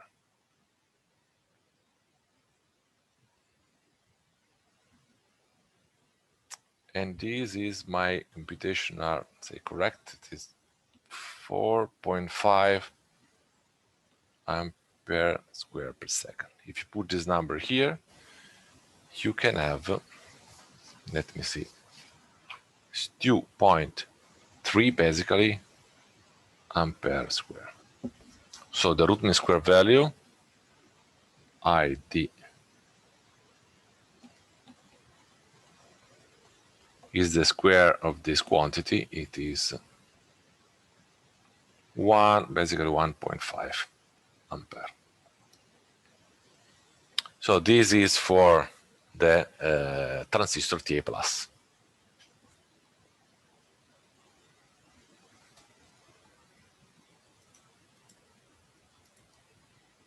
Okay, so I can use this quantity here, which is 500 milliwatt divided 2.3 previously computed, and this is 0.22 ohm. This is also called the hot R on resistance, because this is the resistance that you can see across the drain source terminals of the MOSFET when the device is working. So when the device is hot, because it dissipates the power. Okay, basically in the datasheet of the manufacturers is not say explicitly describe this resistance. It's described a resistance when the device is cold, when the device is at temperature of 25 degrees, so the environmental temperature. Basically, the value for the cold resistance is basically 1/2 of this value here. So in datasheet,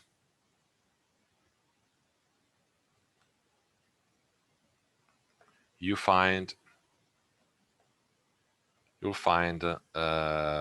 R on the cold resistance, which is basically, let me call 1/2 or even a little bit higher of R on hot. So in datasheet you can find something which is 110 milliohm. Okay. So you have to choose something which is, let's say, at the maximum 110 milliohm, okay, which is less the better. What happens for TA minus for the other transistor? But basically you have to perform the same computation, okay, and then you get the same results. So also for TA plus you can get, basically is a little bit lower for TA minus, because TA minus has a duty cycle which is not from, let's say, 0 to 0.8. It's something which is less, exactly as the area ATU for the capacitor CD. Okay, so, but basically, if you choose for the same value, you can have, say, a safe margin to consider. This is for the static dissipation, but then you have another terms, which is the dynamic dissipation.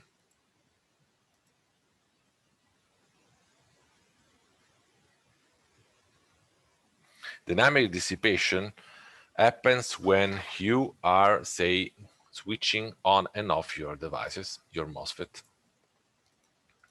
So, for example, consider the voltage VDS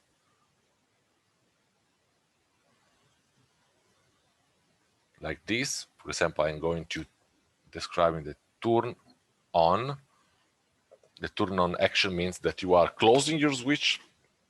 And of course, when the switch is closed, the voltage VDS will be 0. Okay, so here the switch is completely on, and here the switch is off. So the transition is called the turn on of the MOSFET.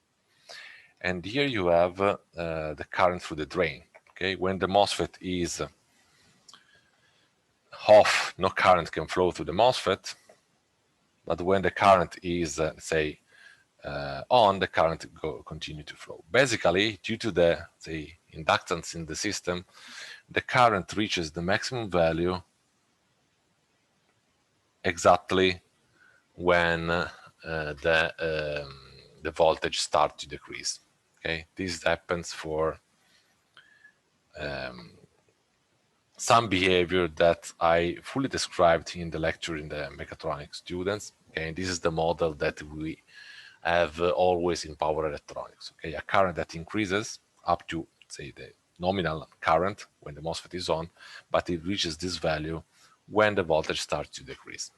So if you put the power, which is VDS multiplied ID, you get no power when the current is null, you get almost no power when the voltage is null, but you have a peak of power when you have, say, the crossing of the two curves.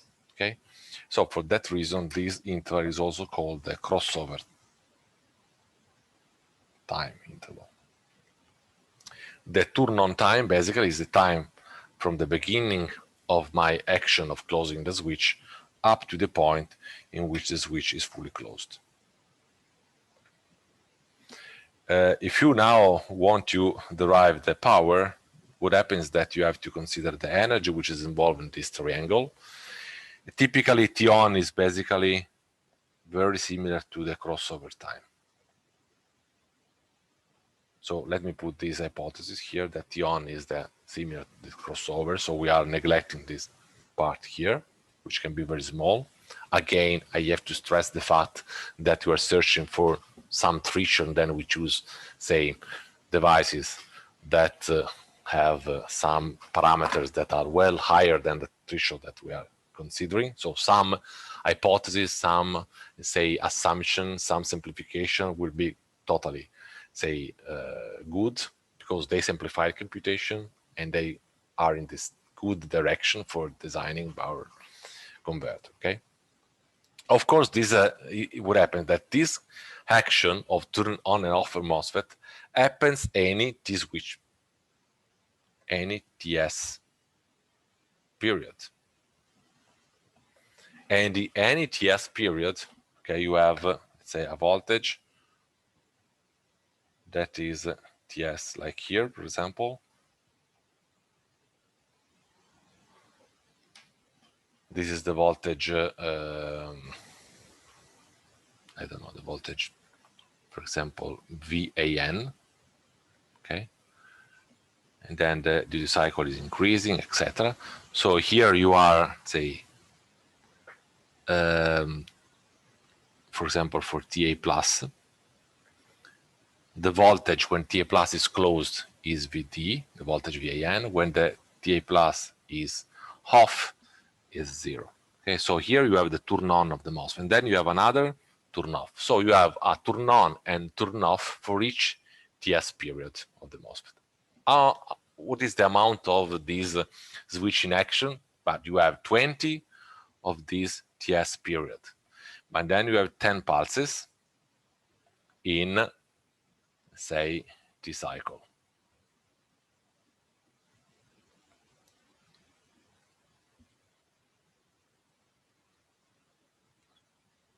Okay, so you have to, if you want to consider the average power, you have to multiply it by all these parameters that you have here, averaged over T cycle. So let's start with computing this energy here, the energy which is involved in this, the area, basically the area of that triangle.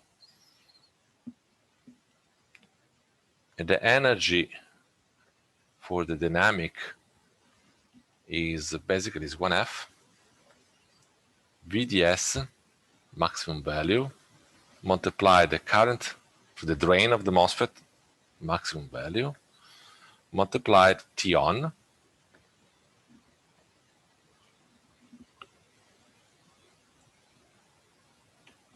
this is ID maximum value, this one.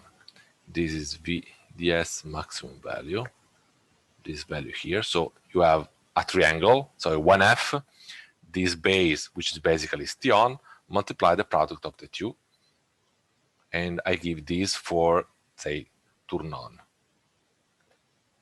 Then we have another part which is similar for the turn off. So let me put another part, which is VDS maximum multiplied ID maximum multiply T off.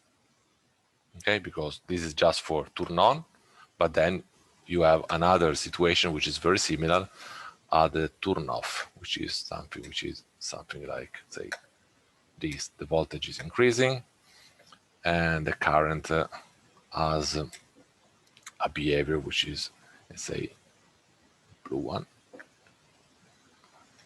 similar to this. And so the power again has the same behavior. Okay, this is for the turn off. So the energy that we are computing is the summation of the two, okay? Is this one plus this one. So basically what happens here and what happens here.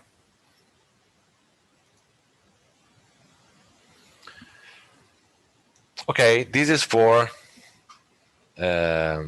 happens for the number of this for any, say, TS interval. We want to compute the average power over T cycle, then the average power, dynamic power over T cycle is simply 1F V dx maximum multiply ID maximum T on plus T off multiply the number of TS multiply the number how many TS you have in, say, T cycle. So multiply the number of TI cycles divided by T cycles. The number of TS is 20.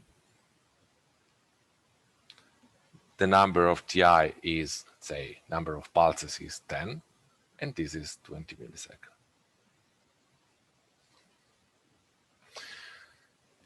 This is something that we have to decide. This voltage is 250. This is the maximum voltage across the MOSFET. The maximum current is basically 10 amp. This is our unknown. And how to choose this one? But basically, we can say that 50 watt is the power that we have at the output. So we can say, we can decide for a dynamic power, which is again a few percent of P out. For example, I don't know, in this case, I choose for, I don't remember, maybe 3%, 2%.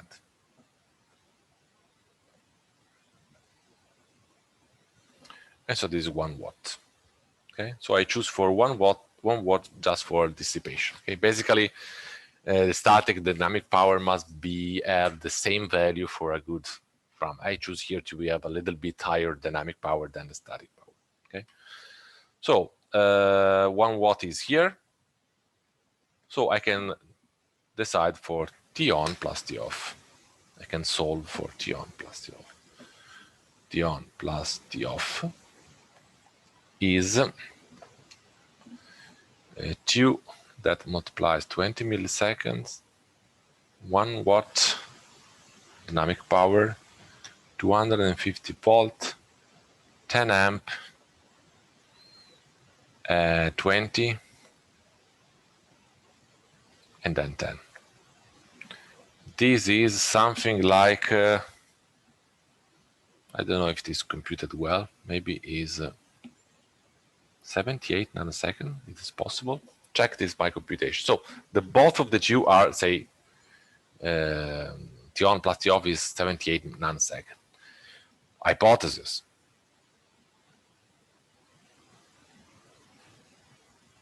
T on equal to T off. And so it means that my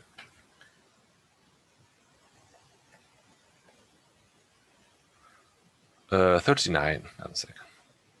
So I have to switch my MOSFET in 39 nanoseconds in order to get this power dissipated.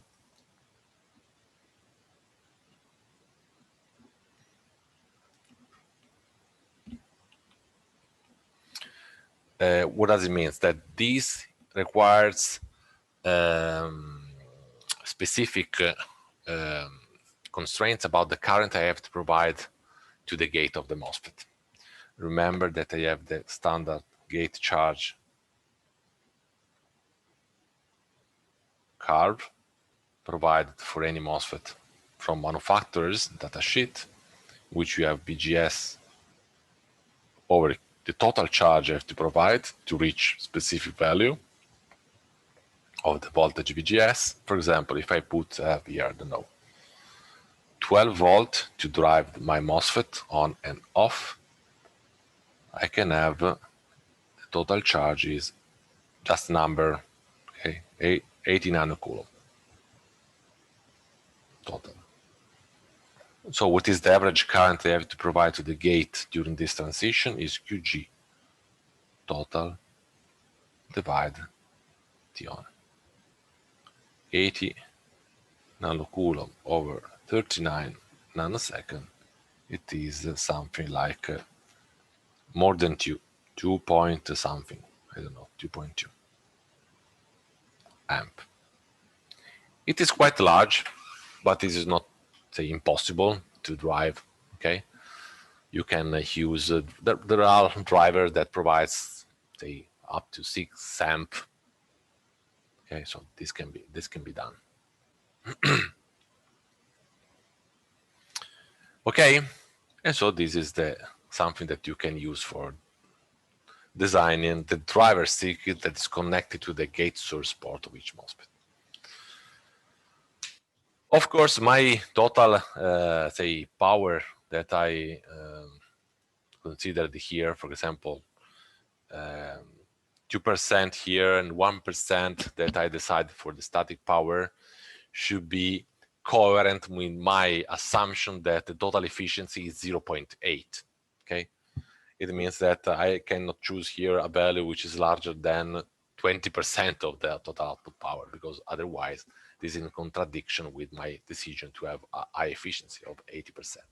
Anyway, after you decided for all the devices according to this design, then you can choose, for example, to go into more details, for example, by simulating your circuits and, say, testing your timing constraints. You see if any parts work as intended, or maybe you have to refine, you tune some components to better performance to optimize your design. Okay, but anyway, this is the first design from scratch, and this is done.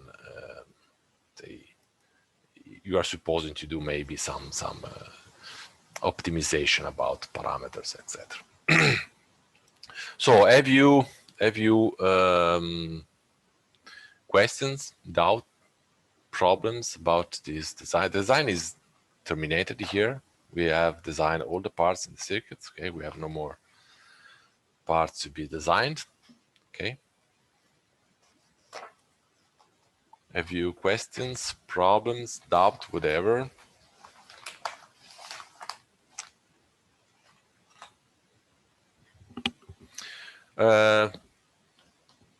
Since you have no problems, I would start now the next, say, part I'd like to discuss with you, which is also the last main topic of the course. Okay, so we are going to discuss and to describe switching power converters for converting DC into AC form of energy.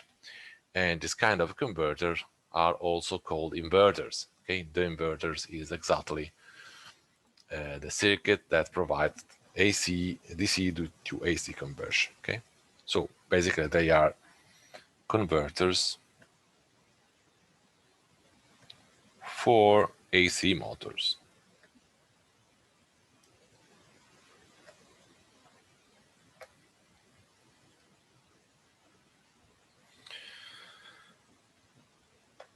Let me just start from the very beginning. So for our power processing unit, remember our first description of these switch mode power converters, in which you have a DC form of energy here. DC form of energy can be supplied by, for example, batteries,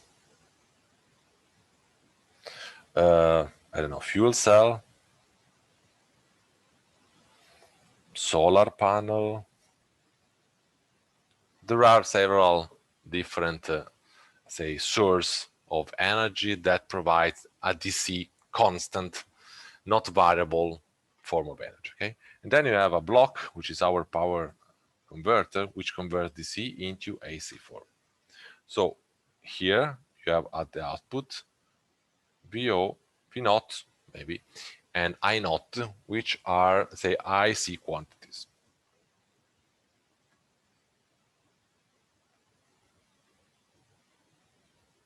Okay, and this kind of transformation is supervised by a set of control signal. For example, the set of control signal, on the basis of specific requirements, can provide variation of the frequency. The frequency can be varied, the frequency of the output AC quantities.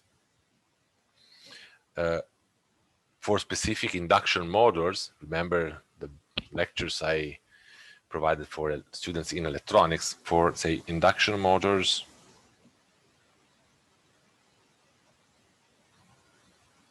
has specific requirements about the ratio between the voltage you are providing and the frequency. This is the voltage over frequency control. Okay, you have to maintain this quantity to be constant. So anytime you vary the frequency, you have to say vary the voltage. Okay, so it means that you can have vary the frequency, but then you can also vary, say the voltage V naught can be varied.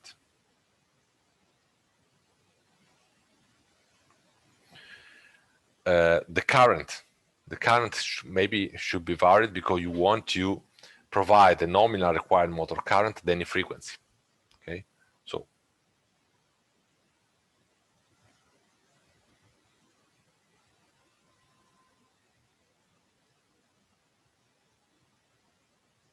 at any frequency. So it means that you have to change the voltage V naught in order to provide this compensation, etc. So the control signal may act in a very different way depending on the characteristic of the load the AC motor you have to drive and the characteristic specific characteristic of the control strategy I want to adopt, etc. But basically, it means that you can vary the frequency, you can vary the voltage, peak, the output, etc. Okay, so something that is totally changeable here. You can vary in a very specific control range, different ranges, specific of your load, of your electromechanical actuator.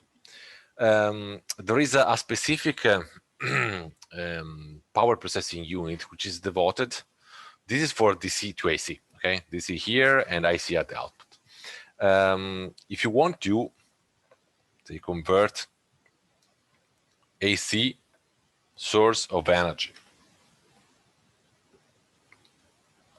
into, let's say, the same V naught, I naught AC quantities here, you can use a power processing unit which is called the cycloconverters. Okay, we mentioned it at the beginning of this course, cycloconverters. And this is a specific architecture and topology that is made up of switches and the reactive elements that provides direct conversion from a fixed form of AC energy into something which is, say, fully controllable V naught and I naught AC quantities. Okay, typically this is done for very large power ratings, which is not, say, something that I want to discuss here. Okay, so in which way I can have the same conversion without using cycloconverters, but typically what is done is to use a two-block construction. The second of this block is the inverter, is so a DC to AC quantity, and so my output quantity are exactly the V naught and I naught AC characteristic. The main entrance of the first block is the, let's say, the AC form, fixed form of energy, not something that I cannot change, I cannot modify it. And then the two blocks are connected by a storage element, for example, a capacitor, CD. The CD is a block that is a reactive elements that make possible to maintain the constant voltage across it. Okay, the voltage across it, let me call this VT, as much as it's possible. So here you have a DC quantity. Basically, it's not a true DC, but say maybe mathematically it's not a DC because you have harmonics due to the, say, the fact that the converter here is not convert exactly to DC, but for our purpose this is a DC, and this is what is called AC to DC. Okay, so this is a rectifier, and this is the inverter. Okay, so also in the system which you need to say get power from your mains, for example, and to convert into this another AC quantities, a different frequency, a different amplitude, then you can use the inverters because you have another block here, which is again a switch mode power converter, a power processing unit which provides the opposite kind of conversion from AC to DC. Okay. Why a capacitor is not an inductance? Of course, you can use also here an inductance as a storage element between the two blocks. The use of an inductance of a capacitor, as I said at the beginning of this class, of this course, provides two totally different kind of architecture, two different families. This one is the capacitor, provides, say, constant voltage across it. And so you have what is called the voltage source converter. And so you want voltage source inverters. If you use let's say, inductance as a storage element between the two blocks here, what is constant is the current flow into the inductance. In that case, you are providing a constant current at the input to your inverter. So in this case, you have what they are called the current sourced inverters. So this is the VCI for short. You can also find literature in this way. And this is CSI. Oh, CSI. Okay, so they are totally different families. We are not talking in this course about current sourced inverters. Okay, the voltage source inverter are devoted for a very large, say, applications ranging from few watts up to, say, hundreds of kilowatts. Current source inverters are specific application, they in different fields, so something that I have no time to discuss here. What is another important characteristic of power processing unit for, say, energy conversion like this? Bidirectionality, remember?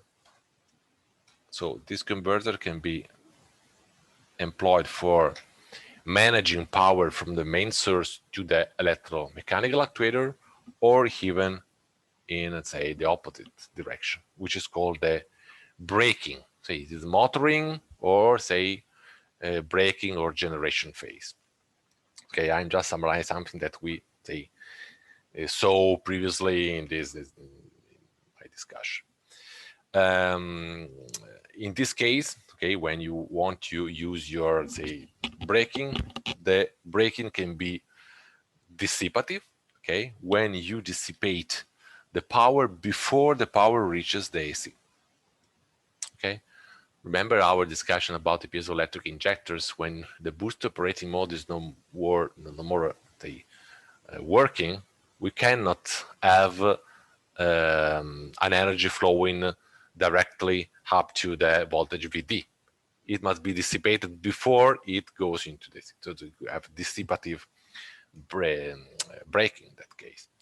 Or sometimes it happens that the AC source can accept this energy, so you have what is called the regenerative braking, because the energy now goes into the source, and though it can compensate the energy which is lost when you have this transition from the source to the load. Okay, so motoring mode, or maybe braking mode, can be also divided by dissipative or regenerative braking. So something that we already know. But in terms of, for example, the bidirectionality of the flow, for example, when the power flow is, say, in this direction, so going to the load, effectively I have an inverter that converts energy from the DC side to an AC side, okay, and the rectifier from the AC side to the DC side. When you invert the direction of the power flow, now the inverter manages the power from the AC side to DC power. So the inverter acts as an, say, a rectifier, and the rectifier manages the power flow from DC side to AC side, acts as an inverter.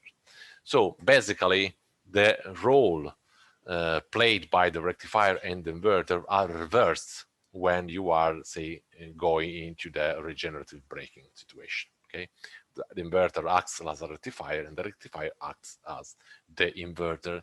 This means that basically when we talk now on about only the inverters, okay, so the architecture of power circuit that can manage this conversion, but typically the same structure can be also employed for generating for can be used for power converter that acts as a rectifier, okay?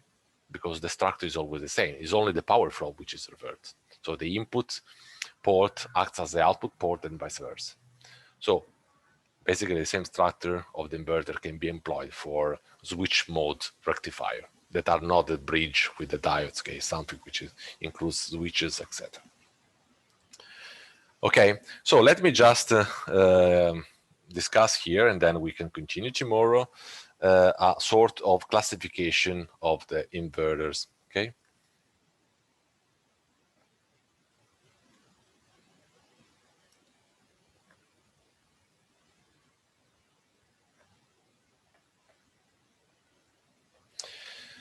The inverter can be classified in terms of the number of the phases of the output. Number of the output phases. So you can have one phase inverter. One phase inverter have just two terminals at the output, and between these terminals you can have the voltage V naught, and then you have the current I naught. Okay, and then you can have three-phase inverters. Three-phase inverters, you have three terminals, and among these three terminals at the output, you can have three different voltages, and then you have three different currents. Okay, there are several motors that must be supplied in a three-phase with three-phase supplies. Okay, and so you need to generate the conversion among a DC and a three-phase AC. Other application requires AC motor that must be supplied just by one phase, and so in this case the inverters must be one phase. Another classification is made upon the characteristic of the input port.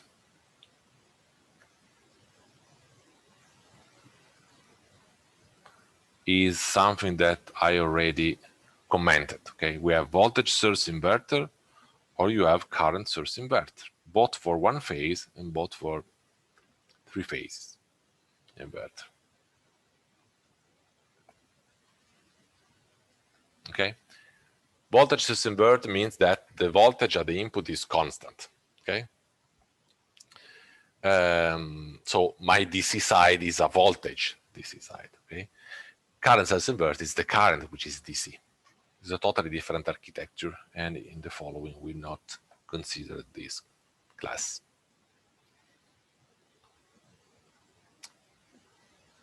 Inverters can be classified in terms of modulation characteristic. And then you can have, for example, pulse with modulator inverter. They are also called sinusoidal. Pulse with modulator. Okay, sometimes you can find the acronym SPWM, sinusoidal pulse width modulator. Typically, these are exactly the sort of circuit that we described in the past. Remember when we talked about the two-quadrant DC-DC or the four-quadrant DC-DC converter? I just extended in that situation the case in which my control voltage in the pulse width modulator is not constant. For example, in the case we have a sinusoidal. Okay, so pulse width modulator with sinusoidal control voltage is on the basis of the sinusoidal pulse width modulator for the inverter. This is for one phase, but you have also sinusoidal pulse width modulator also for three-phase inverter.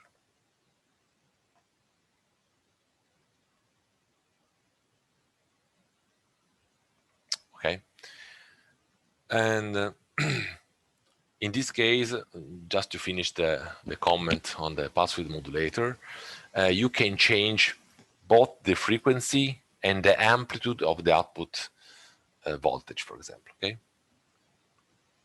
frequency, let me know, F naught, and V naught can be modified on the basis of a set of control signal, of course. Then we have another class which is called the square wave inverter. The square wave inverter are named with reference to the output voltage, because the output voltage is a square wave, exactly like this one. So duty cycle 50%. What happens here that you can just change the output frequency, but you cannot change the amplitude of the output sine wave.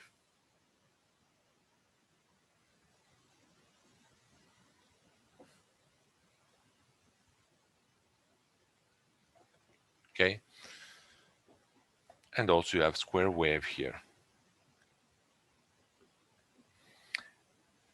Another class can be, for example, the voltage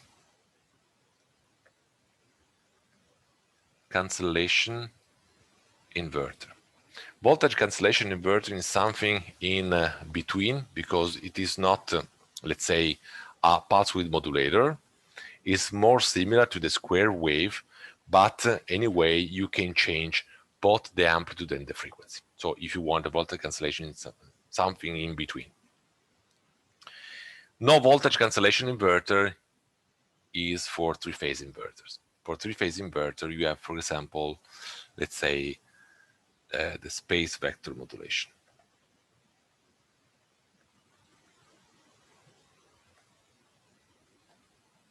Space vector pulse width modulator.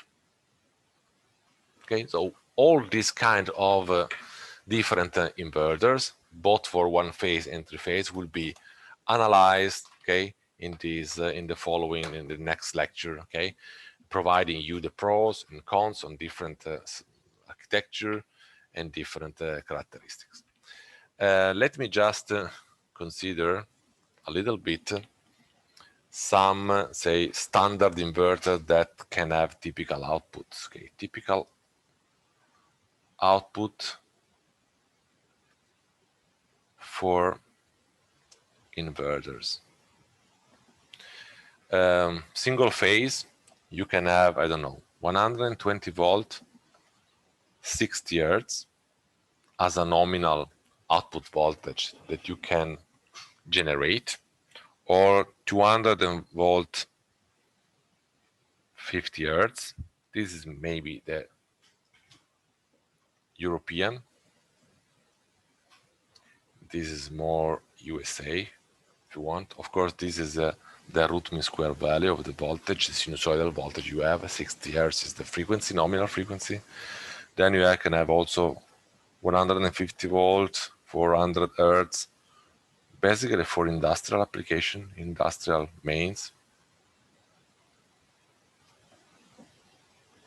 This is something that you can generate for standard inverters supplying from DC, okay?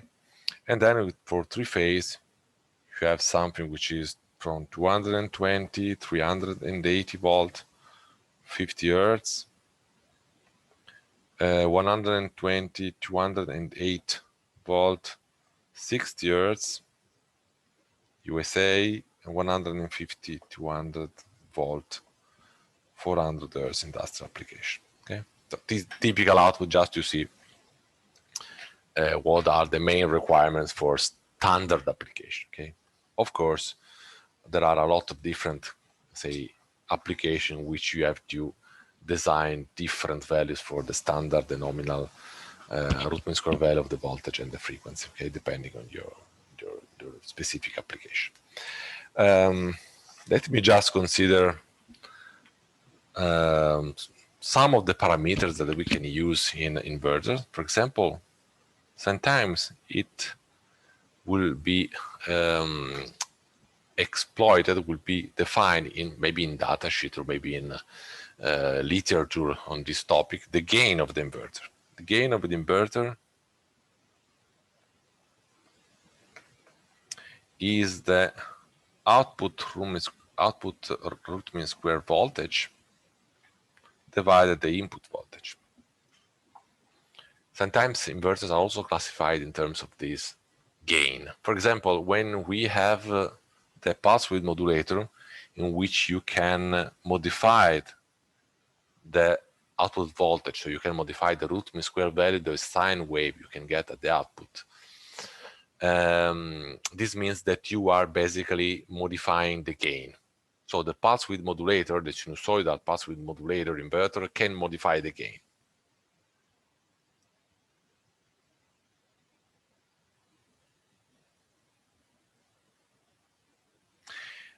The square wave inverter in which the output voltage cannot be changed is fixed.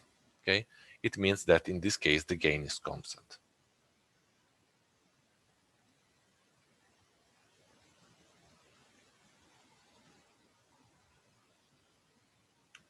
Later in this course, I'm going to explain why you cannot change the output voltage, etc. Then remember that we have the frequency modulation factor, which is the ratio between the switching frequency and the output frequency. I call this F naught. Is not. I don't like it F naught. I prefer to have here because it's something that I will use extensively in this course. F1. F1 means the fundamental harmonic of the output voltage. Okay, so F1 is something that I can change. While V naught and I naught, if you want, they are the output. But just to be coherent with my next definition. So F1 is the fundamental of the output voltage V naught. This should be quite large. Remember that you have to respect the Nyquist theorem in order to make it possible for, say, linear pulse width modulator to provide, say, to collect all the information into the variation of a duty cycle, to amplify it by means of, say, a switch mode power converter, and then to demodulate, which is a filter. Okay, and this filter requires that F switch is at least twice F1, but higher is the better, in order to make the demodulator action easy. And then we have also the total harmonic distortion. Total harmonic distortion is the ratio between the summation of the square value of the amplitude of the harmonics between, say, the second harmonics to infinite, and then is also squared, divided the fundamental one.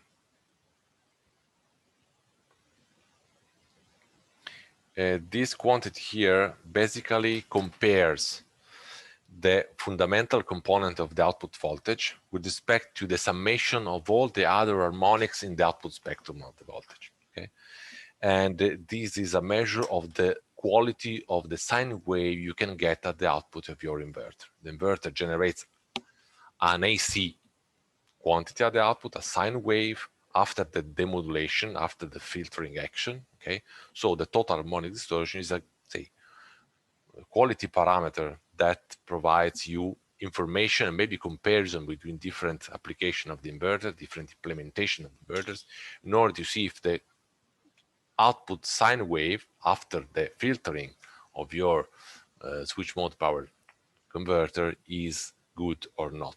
Okay, it means that total harmonic, which is very large, means that basically you have a lot of harmonics, so your sine wave at the output is distorted.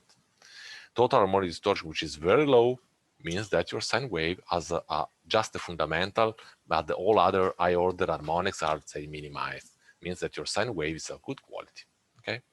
Sometimes you have also to respect some constraints and limits. Okay, because the the presence of harmonic and the output voltage means that maybe you can have some problems in, let's say, overheating of the winding of the motors, some problems with the torque, etc., etc., etc.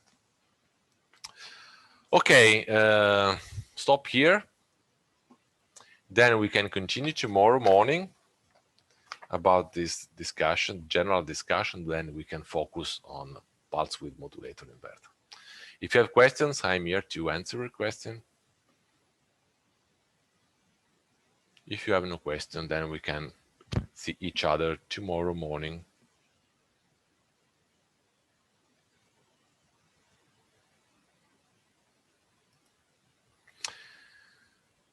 Okay, guys, thank you very much for your attention. See you tomorrow. Bye.